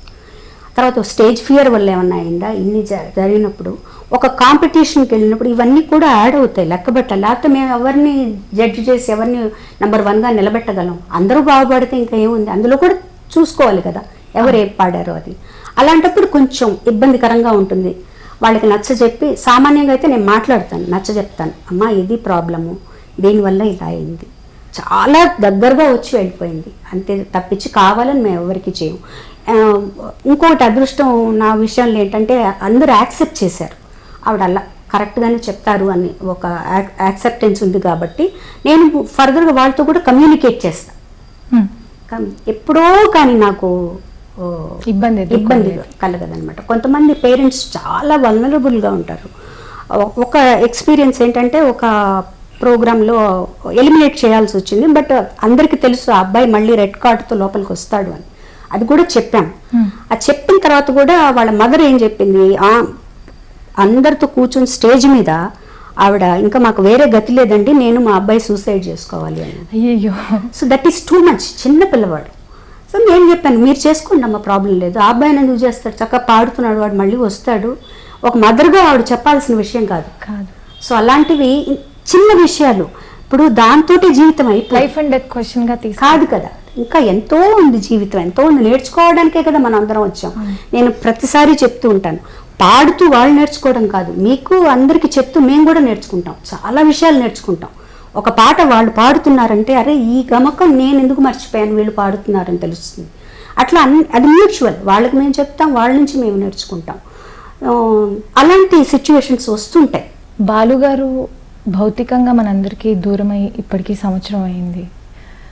మరి మేము యాజ్ ఆయన శ్రోతలుగా, ఆయన అభిమానులుగా, ఆయన సాంగ్స్ వింటున్న ప్రజల అందరం మేమే ఈ షాక్ నుంచి, ఈ బాధ నుంచి తట్టుకోలేక బయటికి రాలేకపోతున్నాం. అటువంటిది ఆయనకి ఆత్మీయులైన కుటుంబ సభ్యులుగా మీరు ఎలా ఈ విషయాన్ని ఇంకా జీర్ణించుకోగలుగుతున్నారు?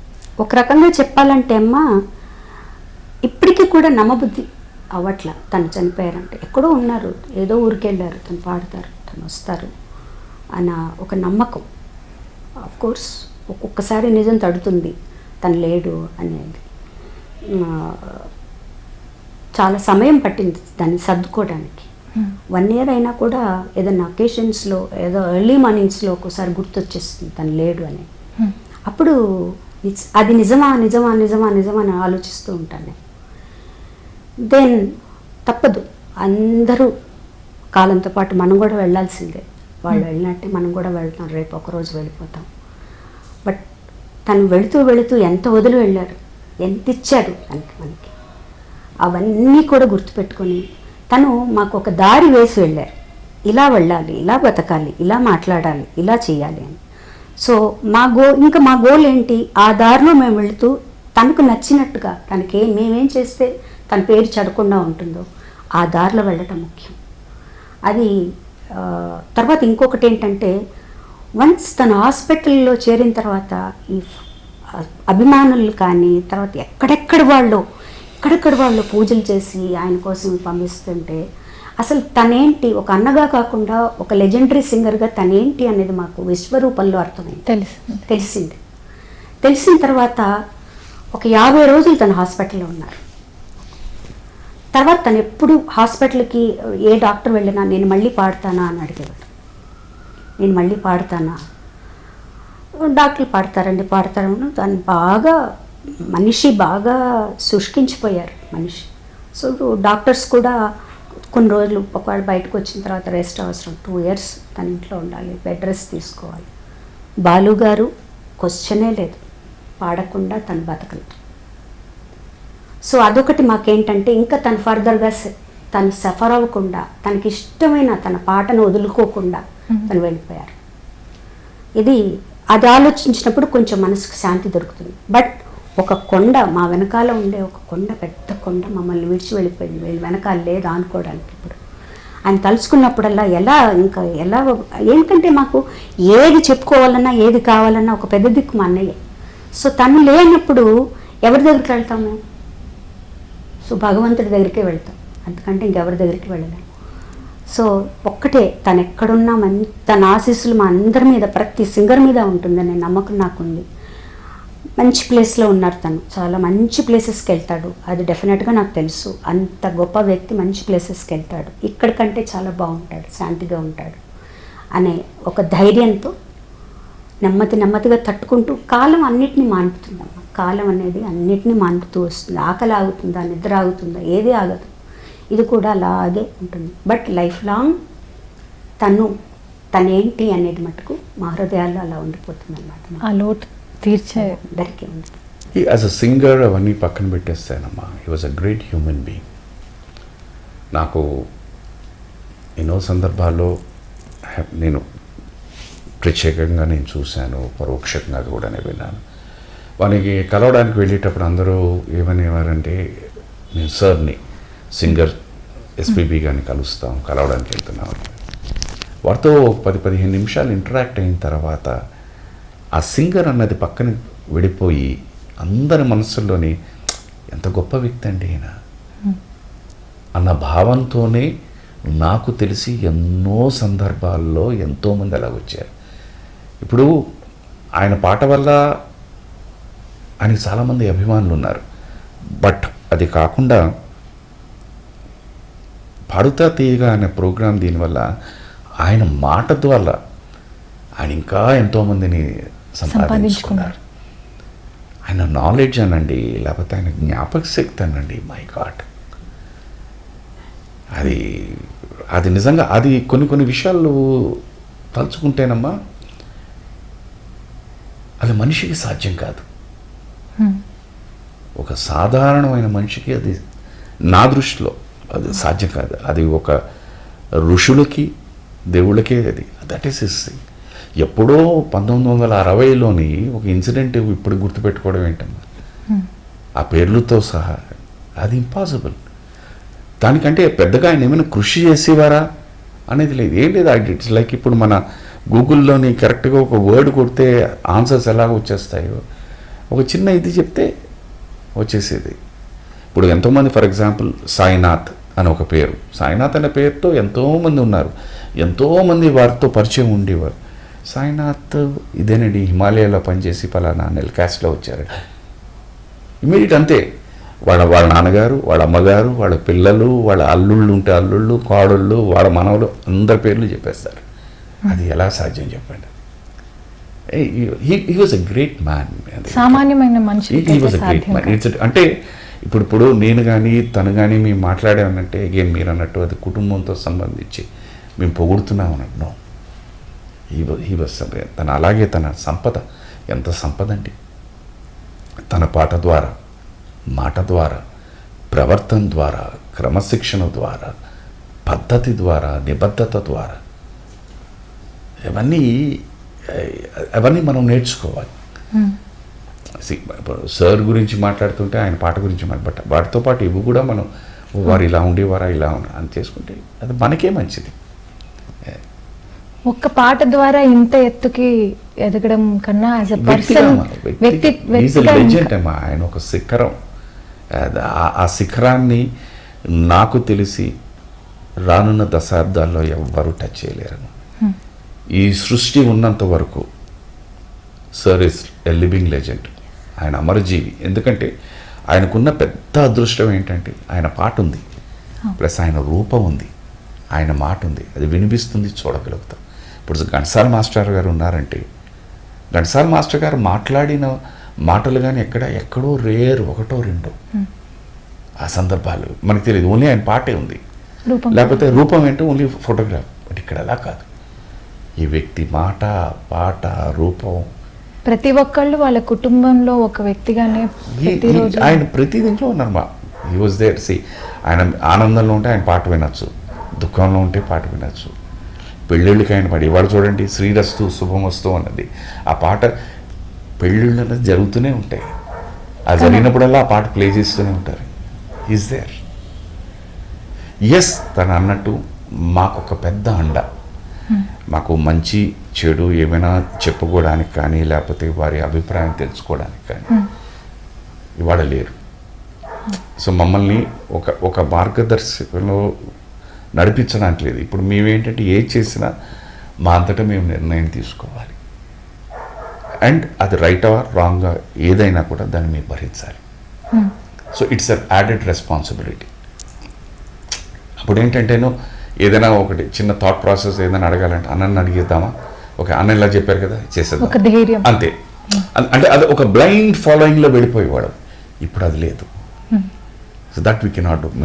మేము కళ్ళు తెరుచుకోవాలి, మేము ఆలోచించాలి, మేము పాటించాలి.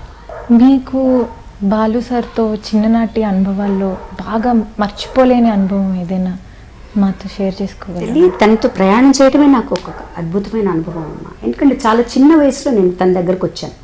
మా ఇద్దరికి ఏజ్ గ్యాప్ కూడా ఎక్కువ ఉంది. సో నేను వచ్చినప్పుడు ఈ ఫీల్డ్కి వచ్చినప్పుడు నాన్నగారు చాలా అంటే నాన్నగారికి అన్నయ్యకి చాలా అనుబంధం ఉండేది. సో ఆయన చెప్పకనే చెప్పారు, ఆడపిల్లని పంపిస్తున్నాను నీ దగ్గరికి, జాగ్రత్తగా చూసుకొని. చాలా ఒక 2-3 ఇయర్స్ చాలా స్ట్రిక్ట్గా ఉండేవారు అన్నయ్య. నేను రికార్డింగ్స్కి వెళ్తున్నా, ఎక్కడ ఎలా బిహేవ్ చేస్తున్నాను, ఏం చేస్తున్నాను, ఇవన్నీ చాలా జాగ్రత్తగా గమనించేవారు.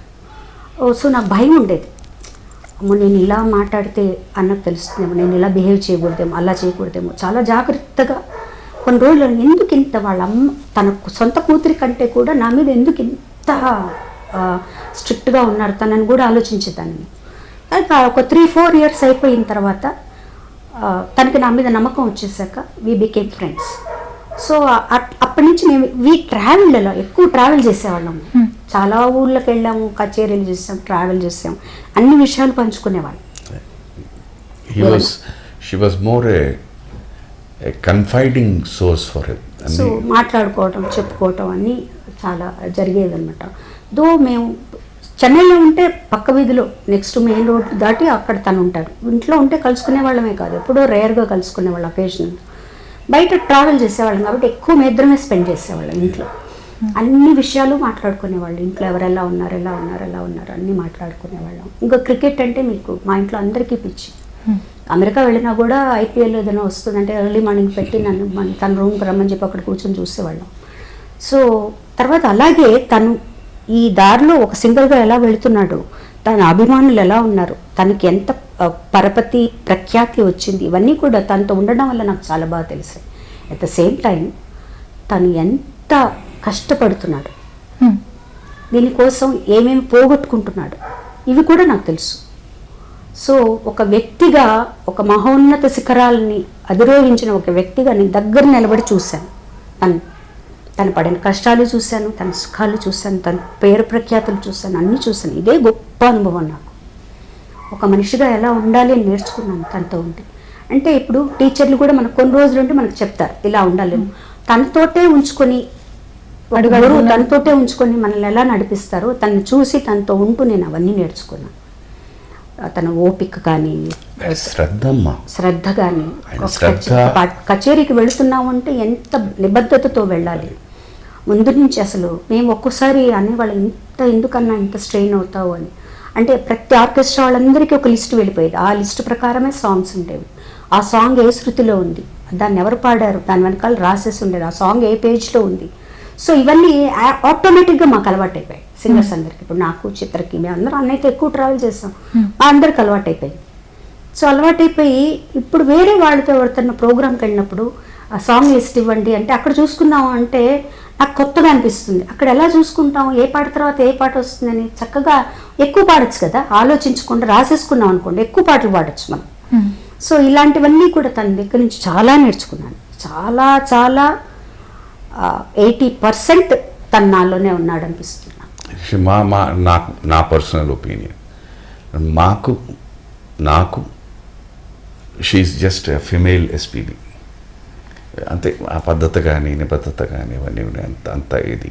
అండ్ ఆయనలో ఉన్న గొప్ప విషయం ఏంటంటేనమ్మా, ఏ మనిషిని మనిషిలాగే ట్రీట్ చేసేవారు, వారి స్థాయితో పాటు కాదు. ఇప్పుడు తను చెప్పినట్టు ఓవర్సీస్ షోస్కి వెళ్ళినప్పుడు ముందు ఆయన చూసేది ఏంటంటేను ఆర్కెస్ట్రా వాళ్ళ కంఫర్ట్, వాళ్ళకి కరెక్ట్గా అన్నీ అందాయా, వాళ్ళ భోజనాలు కరెక్ట్గా అందాయా, వాళ్ళకి కావాల్సిన మెటీరియల్ అంతా correct, transportation, I mean the equipment arrangements అవన్నీ, దాని తర్వాతే నా దగ్గరికి రండి అనేవారు. సాధారణంగా ఆ స్టేజ్లో ఉన్నవారు ఎవరు పట్టించుకోరు. అక్కడికి వెళ్ళిన తర్వాత ఇదని ముందు నాకు ఈ సందర్భంలో నేను అగైన్ అంటే నా ఫస్ట్ పరిచయం చెప్పాను కదా 77లోని సార్ దీంట్లో వచ్చినప్పుడు వారి ఆర్కెస్ట్రా మెంబర్స్ని చూసుకోవాల్సిన బాధ్యత నాది. అప్పుడేమో ఓన్లీ ఫ్లైట్స్ లేవు, వైజాగ్ ఓన్లీ ట్రైన్. ఆ ట్రైన్ కరెక్ట్గా 1:30కి వస్తుంది. అక్కడి నుంచి బిహెచ్పి కాలనీ అంటే that is another 20 kilometres travelling. So by the time వీళ్ళందరినీ ఎక్కించుకుని నేను అక్కడికి వెళ్ళేసరికి మినిమం 3 అవుతుంది, 3:50, 3:30. మళ్ళీ 4:30 కల్లా వీళ్ళు అక్కడికి స్టేజ్ మీదకి వెళ్ళిపోవాలి. సార్ బై 4:30 వాళ్ళు అక్కడ ఉండాలి. ఈలోగా ఫుడ్ అవన్నీ రెడీగా ఉన్నాయి, అరేంజ్ చేశారు. లేదంటే లేట్ అయిపోతుందంటే ప్యాక్ చేసి పంపించండి, వాళ్ళు తినకుండా మాత్రం వాయించకూడదు అనేది. అప్పుడు ఇట్ విల్ బీ టేకెన్. నాకు అంతే వారితో అప్పుడు ఉన్న ఇంటరాక్షన్ అంతా okay sir, everything will be taking అయిపోయింది. దాని తర్వాత ఈ కుటుంబంలోకి వచ్చిన తర్వాత తను చెప్పినట్టు అమెరికా వెళ్ళినప్పుడు కూడా ఆయన అదేనా సార్, వాళ్ళ ఆర్కెస్ట్రా వాడిని కొంచెం చూసుకోండి, వాళ్ళందరికీ అన్నీ కరెక్ట్గా ఉన్నాయో లేదో చూసుకోండి. దట్ ఈస్ ఇది. It's a very very very rare quality. ఇప్పుడు మనమే అక్కడికి వెళ్ళిన తర్వాత మనతో వచ్చిన వాడి గురించి పట్టించుకోం, మన జాగ్రత్త మనం తీసుకెళ్ళిపోయారా అనేది. అది నేర్చుకోవాల్సిన పద్ధతి. అది నేను చాలా నేర్చుకున్నాను. ఇప్పుడు నేను అదే అంటాను అనమాట. ఇప్పుడు తను కూడా అంటుంటుంది, ఇప్పుడు మన ఇళ్లలో పెళ్ళిళ్ళు కానీ లేకపోతే ఏదైనా ఒక ఫంక్షన్ జరిగిందనుకోండి, పెద్దవాళ్ళందరూ వచ్చినప్పుడు 10 మంది పరిగెడతారు వాళ్ళు రిసీవ్ చేసుకోవడానికి. అంటే ఉంది వాళ్ళని రిసీవ్ చేసుకోవడమో, లేకపోతే వాళ్ళు ఎవరో ఒకళ్ళు వచ్చినప్పుడు, మామూలు మనిషి వచ్చినప్పుడు ఎవరో పట్టించుకోరు, రండి అని వాళ్ళని కూడా సమానంగా చూడాలి. వాడు కూడా మనకి అతిథి. ఆ పెద్ద వ్యక్తి వచ్చినప్పుడు 10 మంది ఎలాగైతే పరిగెడుతున్నారు, ఈ వ్యక్తి వచ్చినప్పుడు కూడా అలా పరిగెట్టండి. 10 మంది కాకపోతే అట్లీస్ట్ 3 రిసీవ్ చేసుకోండి, మర్యాదగా కూర్చోబెట్టండి. అది ఇవి మేము నేర్చుకున్నాం. And anything is spick and span plant, అన్నీ ప్లాంట్కి. ఇది మీకు అప్పచెప్పిన బాధ్యత అంటే మీరు అంతే, 100 ఆరైనా 600 మీరు అక్కడే ఉండాలి. అనవసరంగా తనకు అప్పచెప్పిన బాధ్యతలో దిక్కకూడదు. డోంట్ డూ ఇట్ అనేది. That's how we learned. నేను చాలా నేర్చుకున్నాను వారి దగ్గర నుంచి, పద్ధతి కానీ, క్రమశిక్షణ కానీ, ఇవన్నీ. మీరు మేడంకి ఎలా సపోర్ట్ చేస్తున్నారు ఈ కష్టమైన ఈ విషాదమైన పరిస్థితుల్లో మీరు ఎలాంటి సపోర్ట్ని అందిస్తున్నారు? అగైన్ తను చెప్పినట్టేనమ్మా, as it is the best thing is కొన్ని సందర్భాల్లో being silent is the best thing. Because కొన్ని విషయాలు ఈవెన్ మాటలు కూడా మనల్ని ఓదార్చలేవు కూడా. బికాస్ ఇప్పుడు నా పాయింట్ ఆఫ్ వ్యూలో నేను ఏదైనా చెప్తున్నప్పుడు తీసుకునే ఆ వ్యక్తి పాయింట్ ఆఫ్ వ్యూలో వేరేగా ఉంటుంది. ఇప్పుడు for me is just a brother, for me is a brother in law, for her is a brother. So brother in లాకి బ్రదర్కి వ్యత్యాసం ఉంటుంది. సో ఆ థాట్ రాకూడదు. అందుకనే కొన్ని సందర్భాల్లో అదేంటంటే silence is the best answer. There is nothing, only thing I can give a comfort. I can say, తను అదే చెప్తుంటాను ఒక్కొక్కసారి మాట్లాడుతున్నప్పుడు, నీకు ఇంత ఆధ్యాత్మిక ఇది ఉంది, నీకు తెలుసు లైఫ్ అంటే ఏమిటో, ఇవన్నీ ఇది అన్నీ కరెక్టే. బట్ ఆ సెకండ్ అన్నది నేను ఎక్స్పెక్ట్ చేయలేదు, ఆ బంధం అన్నది నేనేం చేయలేను కదా. So I have to respect that. So అలాంటప్పుడు సైలెంట్గా అది తను అప్పుడప్పుడు ఒకసారి షీ బర్స్ అవుట్ ఉన్నప్పుడు ఏం జస్ట్ హోల్డర్ అని సే, కూల్ అని కూడా అన్నాను, జస్ట్ హోల్డర్ అని చెప్పి లెటర్ అవుట్. కొన్ని ఏంటంటే లోపల ఉన్న ఎమోషన్స్ అవి బయటకు వచ్చేయాలి. అది వచ్చేస్తే మనకే చాలా మంచిది, మనసు తేలిక అవుతుంది. అదే bottled up emotions are dangerous. So we leave it off. తను కూడా ఎంత అంటే ఇది పొగడ్డామని కాదు, ఎంత ఉన్నతమైన మనిషి అంటే, నువ్వు అలాంటప్పుడే సందర్భం వచ్చిందంటే వెళ్ళి వాష్రూమ్లోకి వెళ్ళి షీ స్టార్ట్స్ క్రైయింగ్ దే. నలుగురిలో ఉంటే మళ్ళీ ఈ ఇంపాక్ట్ వాళ్ళ మీకు వెళుతుంది అని చెప్పేసి ఇట్స్ అన్ ఇర్రిప్లేసబుల్ లాస్ అమ్మా. దాన్ని ఎవరూ మేము రిప్లేస్ చేయలేము. దట్ ఈస్ అంతే అది. బట్ నేను లాస్ట్ టైం ఉన్నప్పుడు అన్నాను, ఆ మాస్టర్కి ఆయన దగ్గర ఉంది. ఆయన సృష్టికర్త. Why he does certain things అన్నది ఎవరికి తెలియదు. అగైన్ లైఫ్ అన్నది నేను చాలా పాజిటివ్గా ఆలోచిస్తాను. ఒక మంచి కోసం ఆయన చేశారేమో అని అనుకుని. మీరు ఇందాక మీ కుటుంబానికి ఆయన ఒక అండ అని చెప్పారు కదా, కొండ అండ దండ అని. మా సంగీత ప్రపంచం మొత్తానికి ఆయన ఒక కొండ.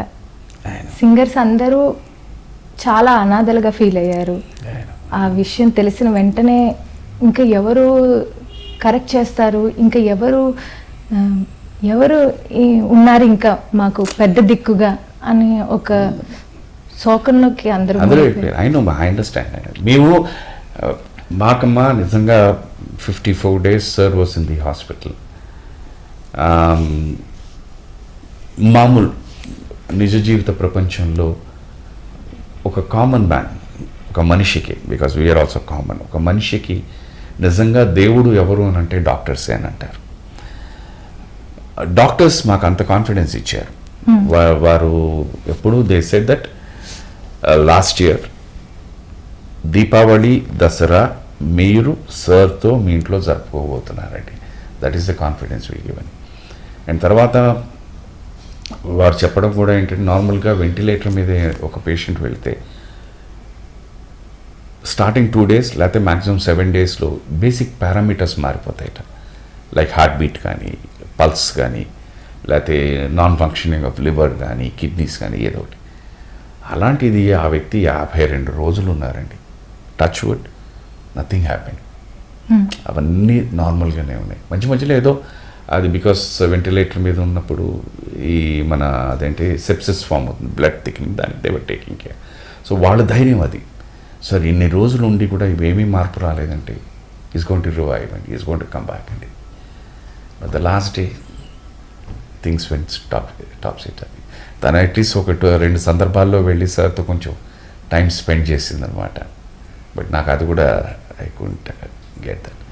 లాస్ట్ నాకు గుర్తు వారిని 31st of July Ramoji film సిటీలో సామాజ వర్గమన ప్రోగ్రామ్ చేస్తున్నప్పుడు నాతో పనిచేస్తున్న కలీగ్స్ ఎవరో ఉంటే వాళ్ళ నా చిల్లంగా యాక్ట్ చేస్తున్నారు. వాళ్ళు నలుగురిని కలవాలండి అని చెప్తే నేను తీసుకెళ్ళాను అనమాట. సో బ్రేక్ టైం అయిపోయి ఆయన సెట్లోకి వెళ్తున్నప్పుడు వాళ్ళతో ఇంటరాక్ట్ అయ్యి ఫోటోలు తీసుకుని, మీరు ఎప్పుడు వస్తున్నారు అని అడిగారు. అవుతుంది sir, 16th 17th of August అవుతుంది సార్ నేను వచ్చేసరికి. ఓ అంత పెద్ద షెడ్యూలా? అవును సార్. సార్ నేను రేపు వెళుతున్నాను అన్నారు. వారి నోట్ అంటే నేను విన్న ఆఖరి మాట అది. After that video and I can't see it pains sometimes. ఏం చేయలేము అంతే. మాకెందుకో మా ఇంట్లో గత 6 ఏళ్ళుగా ఒక్కొక్క సంవత్సరం ఒక్కొక్క వ్యక్తి వెళ్ళిపోతున్నారు. First it started with our sister, తర్వాత వాళ్ళ అనదర్ సిస్టర్, తర్వాత మా అత్తయ్య గారు, తర్వాత మా నాన్నగారు, తర్వాత సార్, తర్వాత మా అమ్మగారు. సో ఇది ఒకటి మీద ఒకటి అప్పుడే ఇవి చూస్తున్నప్పుడే తెలిసి తెలియకుండా వైరాగ్యం వచ్చేస్తుంది. జీవితం అంతే ఇంతే కదా అనేసి. That's it. మాకు సంగీత ప్రపంచానికే కాదు, యావత్ తెలుగు రాష్ట్రానికే కాదు, అన్ని రాష్ట్రాలకి, హోల్ ఇండియానే ఆయన ఈ విషాదాన్ని, చాలా తట్టుకోలేని ఒక విషాదాన్ని ఎదుర్కొన్నారు. ఆయన లేని లోటు ఎవరు తీర్చలేరు. ఎస్పీబీ సార్ భౌతికంగా లేకపోవచ్చు, కానీ ఆయన పాటల ద్వారా, ఆయన మాటల ద్వారా ఎప్పుడూ ప్రతిరోజు తెలుగింట్లో వినిపిస్తూనే ఉంటారు, కనిపిస్తూనే ఉంటారు. I wish long live SPB. I wish everybody. He's an అమరజీవి అమ్మ. ఎందుకంటే మీరు పొద్దున్న ఇవాడు రేడియో ఉన్నా, క్యాసెట్లు అనండి, లేకపోతే టీవీ అనండి, వారి భక్తి గీతాలతో స్టార్ట్ అవుతాయి. మధ్యలో వారి రొమాంటిక్ సాంగ్స్ వస్తూ ఉంటాయి. So you keep hearing him in different formats. వారి పాటే బోల్డ్ అని వైవిధ్యమైన దీంట్లో వింటూ ఉంటాం. నేను ఇందాక చెప్పినట్టే ఆయన అమరజీవి అంతే. యాజ్ లాంగ్ యాజ్ ఈ ప్రపంచం ఉన్నంతకాలం హీ ఈజ్ దేర్. బికాస్ ఆయన 1, 2 కాదు, 16 భాషల్లో పాడారు. సో 16 భాషల్లో అంటే అందరికీ ఆయన దగ్గరైన ఆయన. ఆయనను గుర్తు చేసుకుంటూ ఆయన సాంగ్ ఒక్కటి ఆయనను గుర్తు చేసుకుంటూ అన్నకి నచ్చిన పాట సాంగ్, ఆయన ఫేవరెట్ సాంగ్ ఏదైనా ఒక్క సాంగ్. ఫేవరెట్ అన్నకు అన్ని ఫేవరెట్స్ నీకే తెలియాలి. అంటే అన్నయ్యకి మహమ్మద్ రఫీ గారు అంటే చాలా ఇష్టం అండి.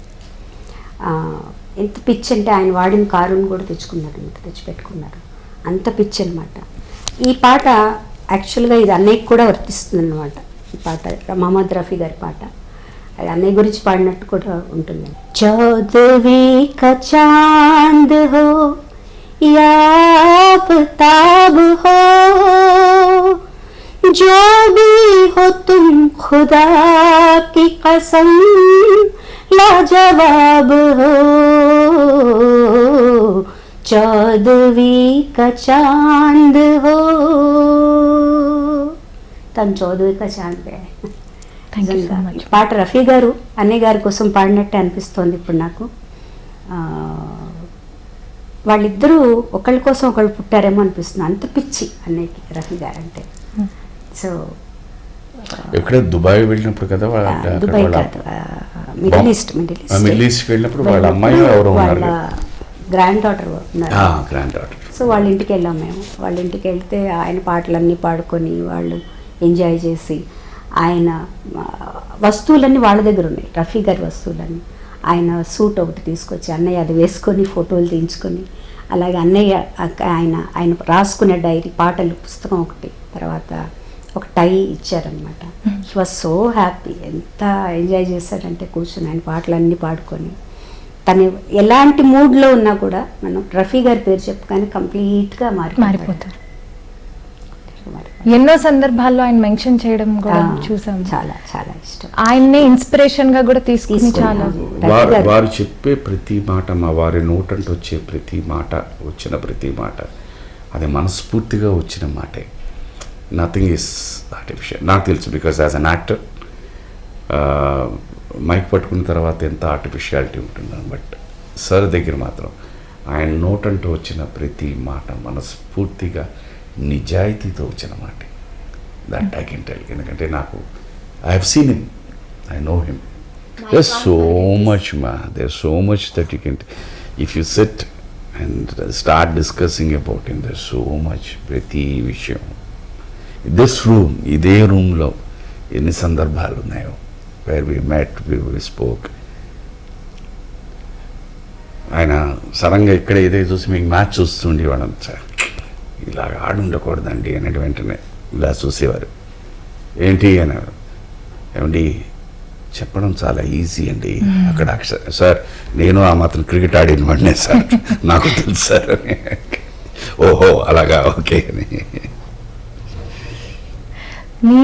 మేము బయట నుంచి లేకపోతే కొంచెం దగ్గరగా వెళ్ళి ఆయనతో 1-2 సార్లు మాట్లాడినందుకే మేము ఎంతో పొంగిపోయి సంతోషపడతాం.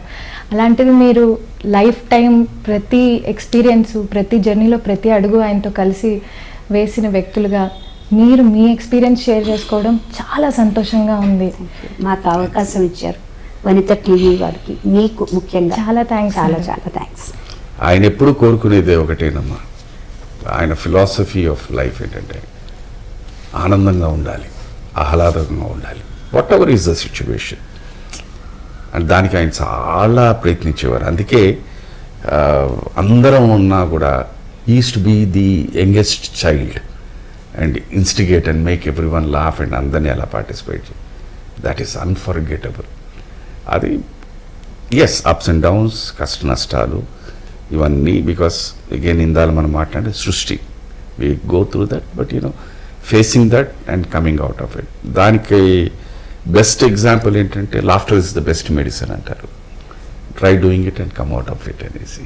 మీ ఇద్దరు యాజ్ అ కపుల్, మీ ఇద్దరితో మాట్లాడి మాలాంటి యంగ్ జనరేషన్స్ చాలా విషయాలు తెలుసుకున్నాము. ఈరోజు మీరు మాట్లాడిన ఎన్నో విషయాలు నేను కూడా చాలా నేర్చుకున్నాను.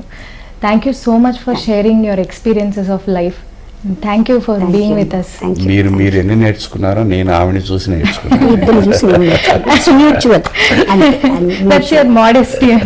మోడెస్టీ లైఫ్ లాంగ్ నేర్చుకున్న తరగతి ఎంతో ఉందమ్మా. ఇవాళ అనుకున్నది రేపు రైట్, ఇవాళ రైట్ అనుకున్నది రేపు రైట్ కాదమ్మా. ఎందుకంటే ఎనీ సిచ్యువేషన్ వల్ల వచ్చేదే ప్రాబ్లం.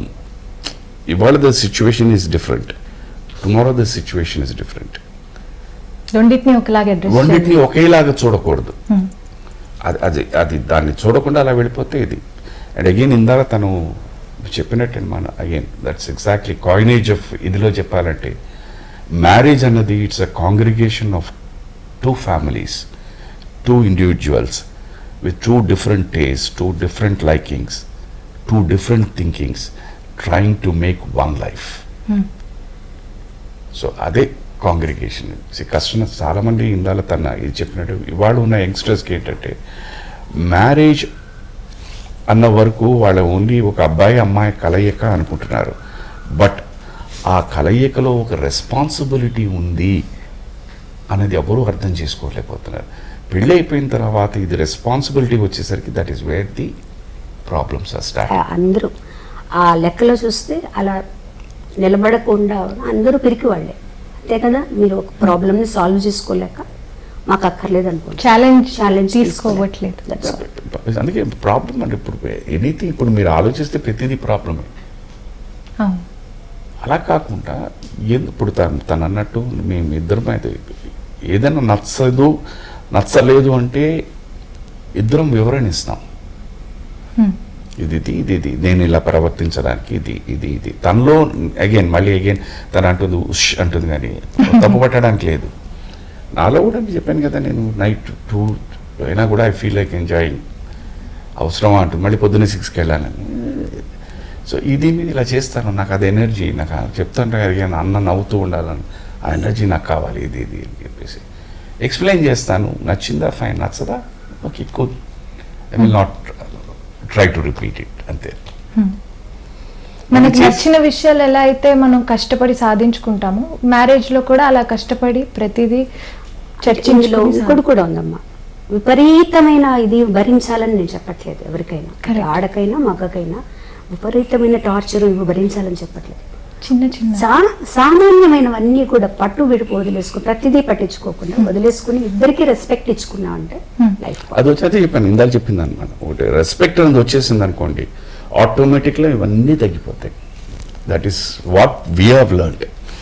ఇప్పుడు మా అబ్బాయికి when we look at the వాడికి పెళ్లి చేయాలన్నా కూడా this is what we are going to tell both the girl and the boy. Once again thank you so much sir and thank you madam. మీ బర్త్డే రోజు, ఇంత ప్రీషియస్ డే రోజు మాతో మీ అమూల్యమైన సమయాన్ని కేటాయించి మాతో ఎన్నో విషయాలు, పర్సనల్ కానివ్వండి, ప్రొఫెషనల్ కానివ్వండి, కెరియర్ విషయంలో ఎన్నో విషయాలు చర్చించారు. అట్ ద సేమ్ టైం మీ అడ్వైస్లు చాలా మాకు కూడా పనికొస్తాయి. సో మీరు వనితా టీవీతో ఇంత టైం స్పెండ్ చేశారు. వనితా టీవీ ప్రేక్షకులకు మీరు ఇవ్వాల్సిన మెసేజ్ ఏదైనా? ఏం లేదు, అందరూ హాయిగా ముందు ఆరోగ్యంగా ఉండాలి, ప్రతి ఒక్కరు ఆరోగ్యంగా ఉండాలి. ఎంతోమంది కంటే మనం చాలా హాయిగా ఉన్నాం. అది చూసుకోండి ముందు, మనకంటే బాధపడే వాళ్ళని చూసుకొని వాళ్ళలాగా మనం లేమని అందరూ ప్రతి ఒక్కరు పాజిటివ్గా ఆలోచించి ఆరోగ్యంగా ఉండాలని కోరుకుంటున్నాను. Thank you so much sir. Thank you. Thank you.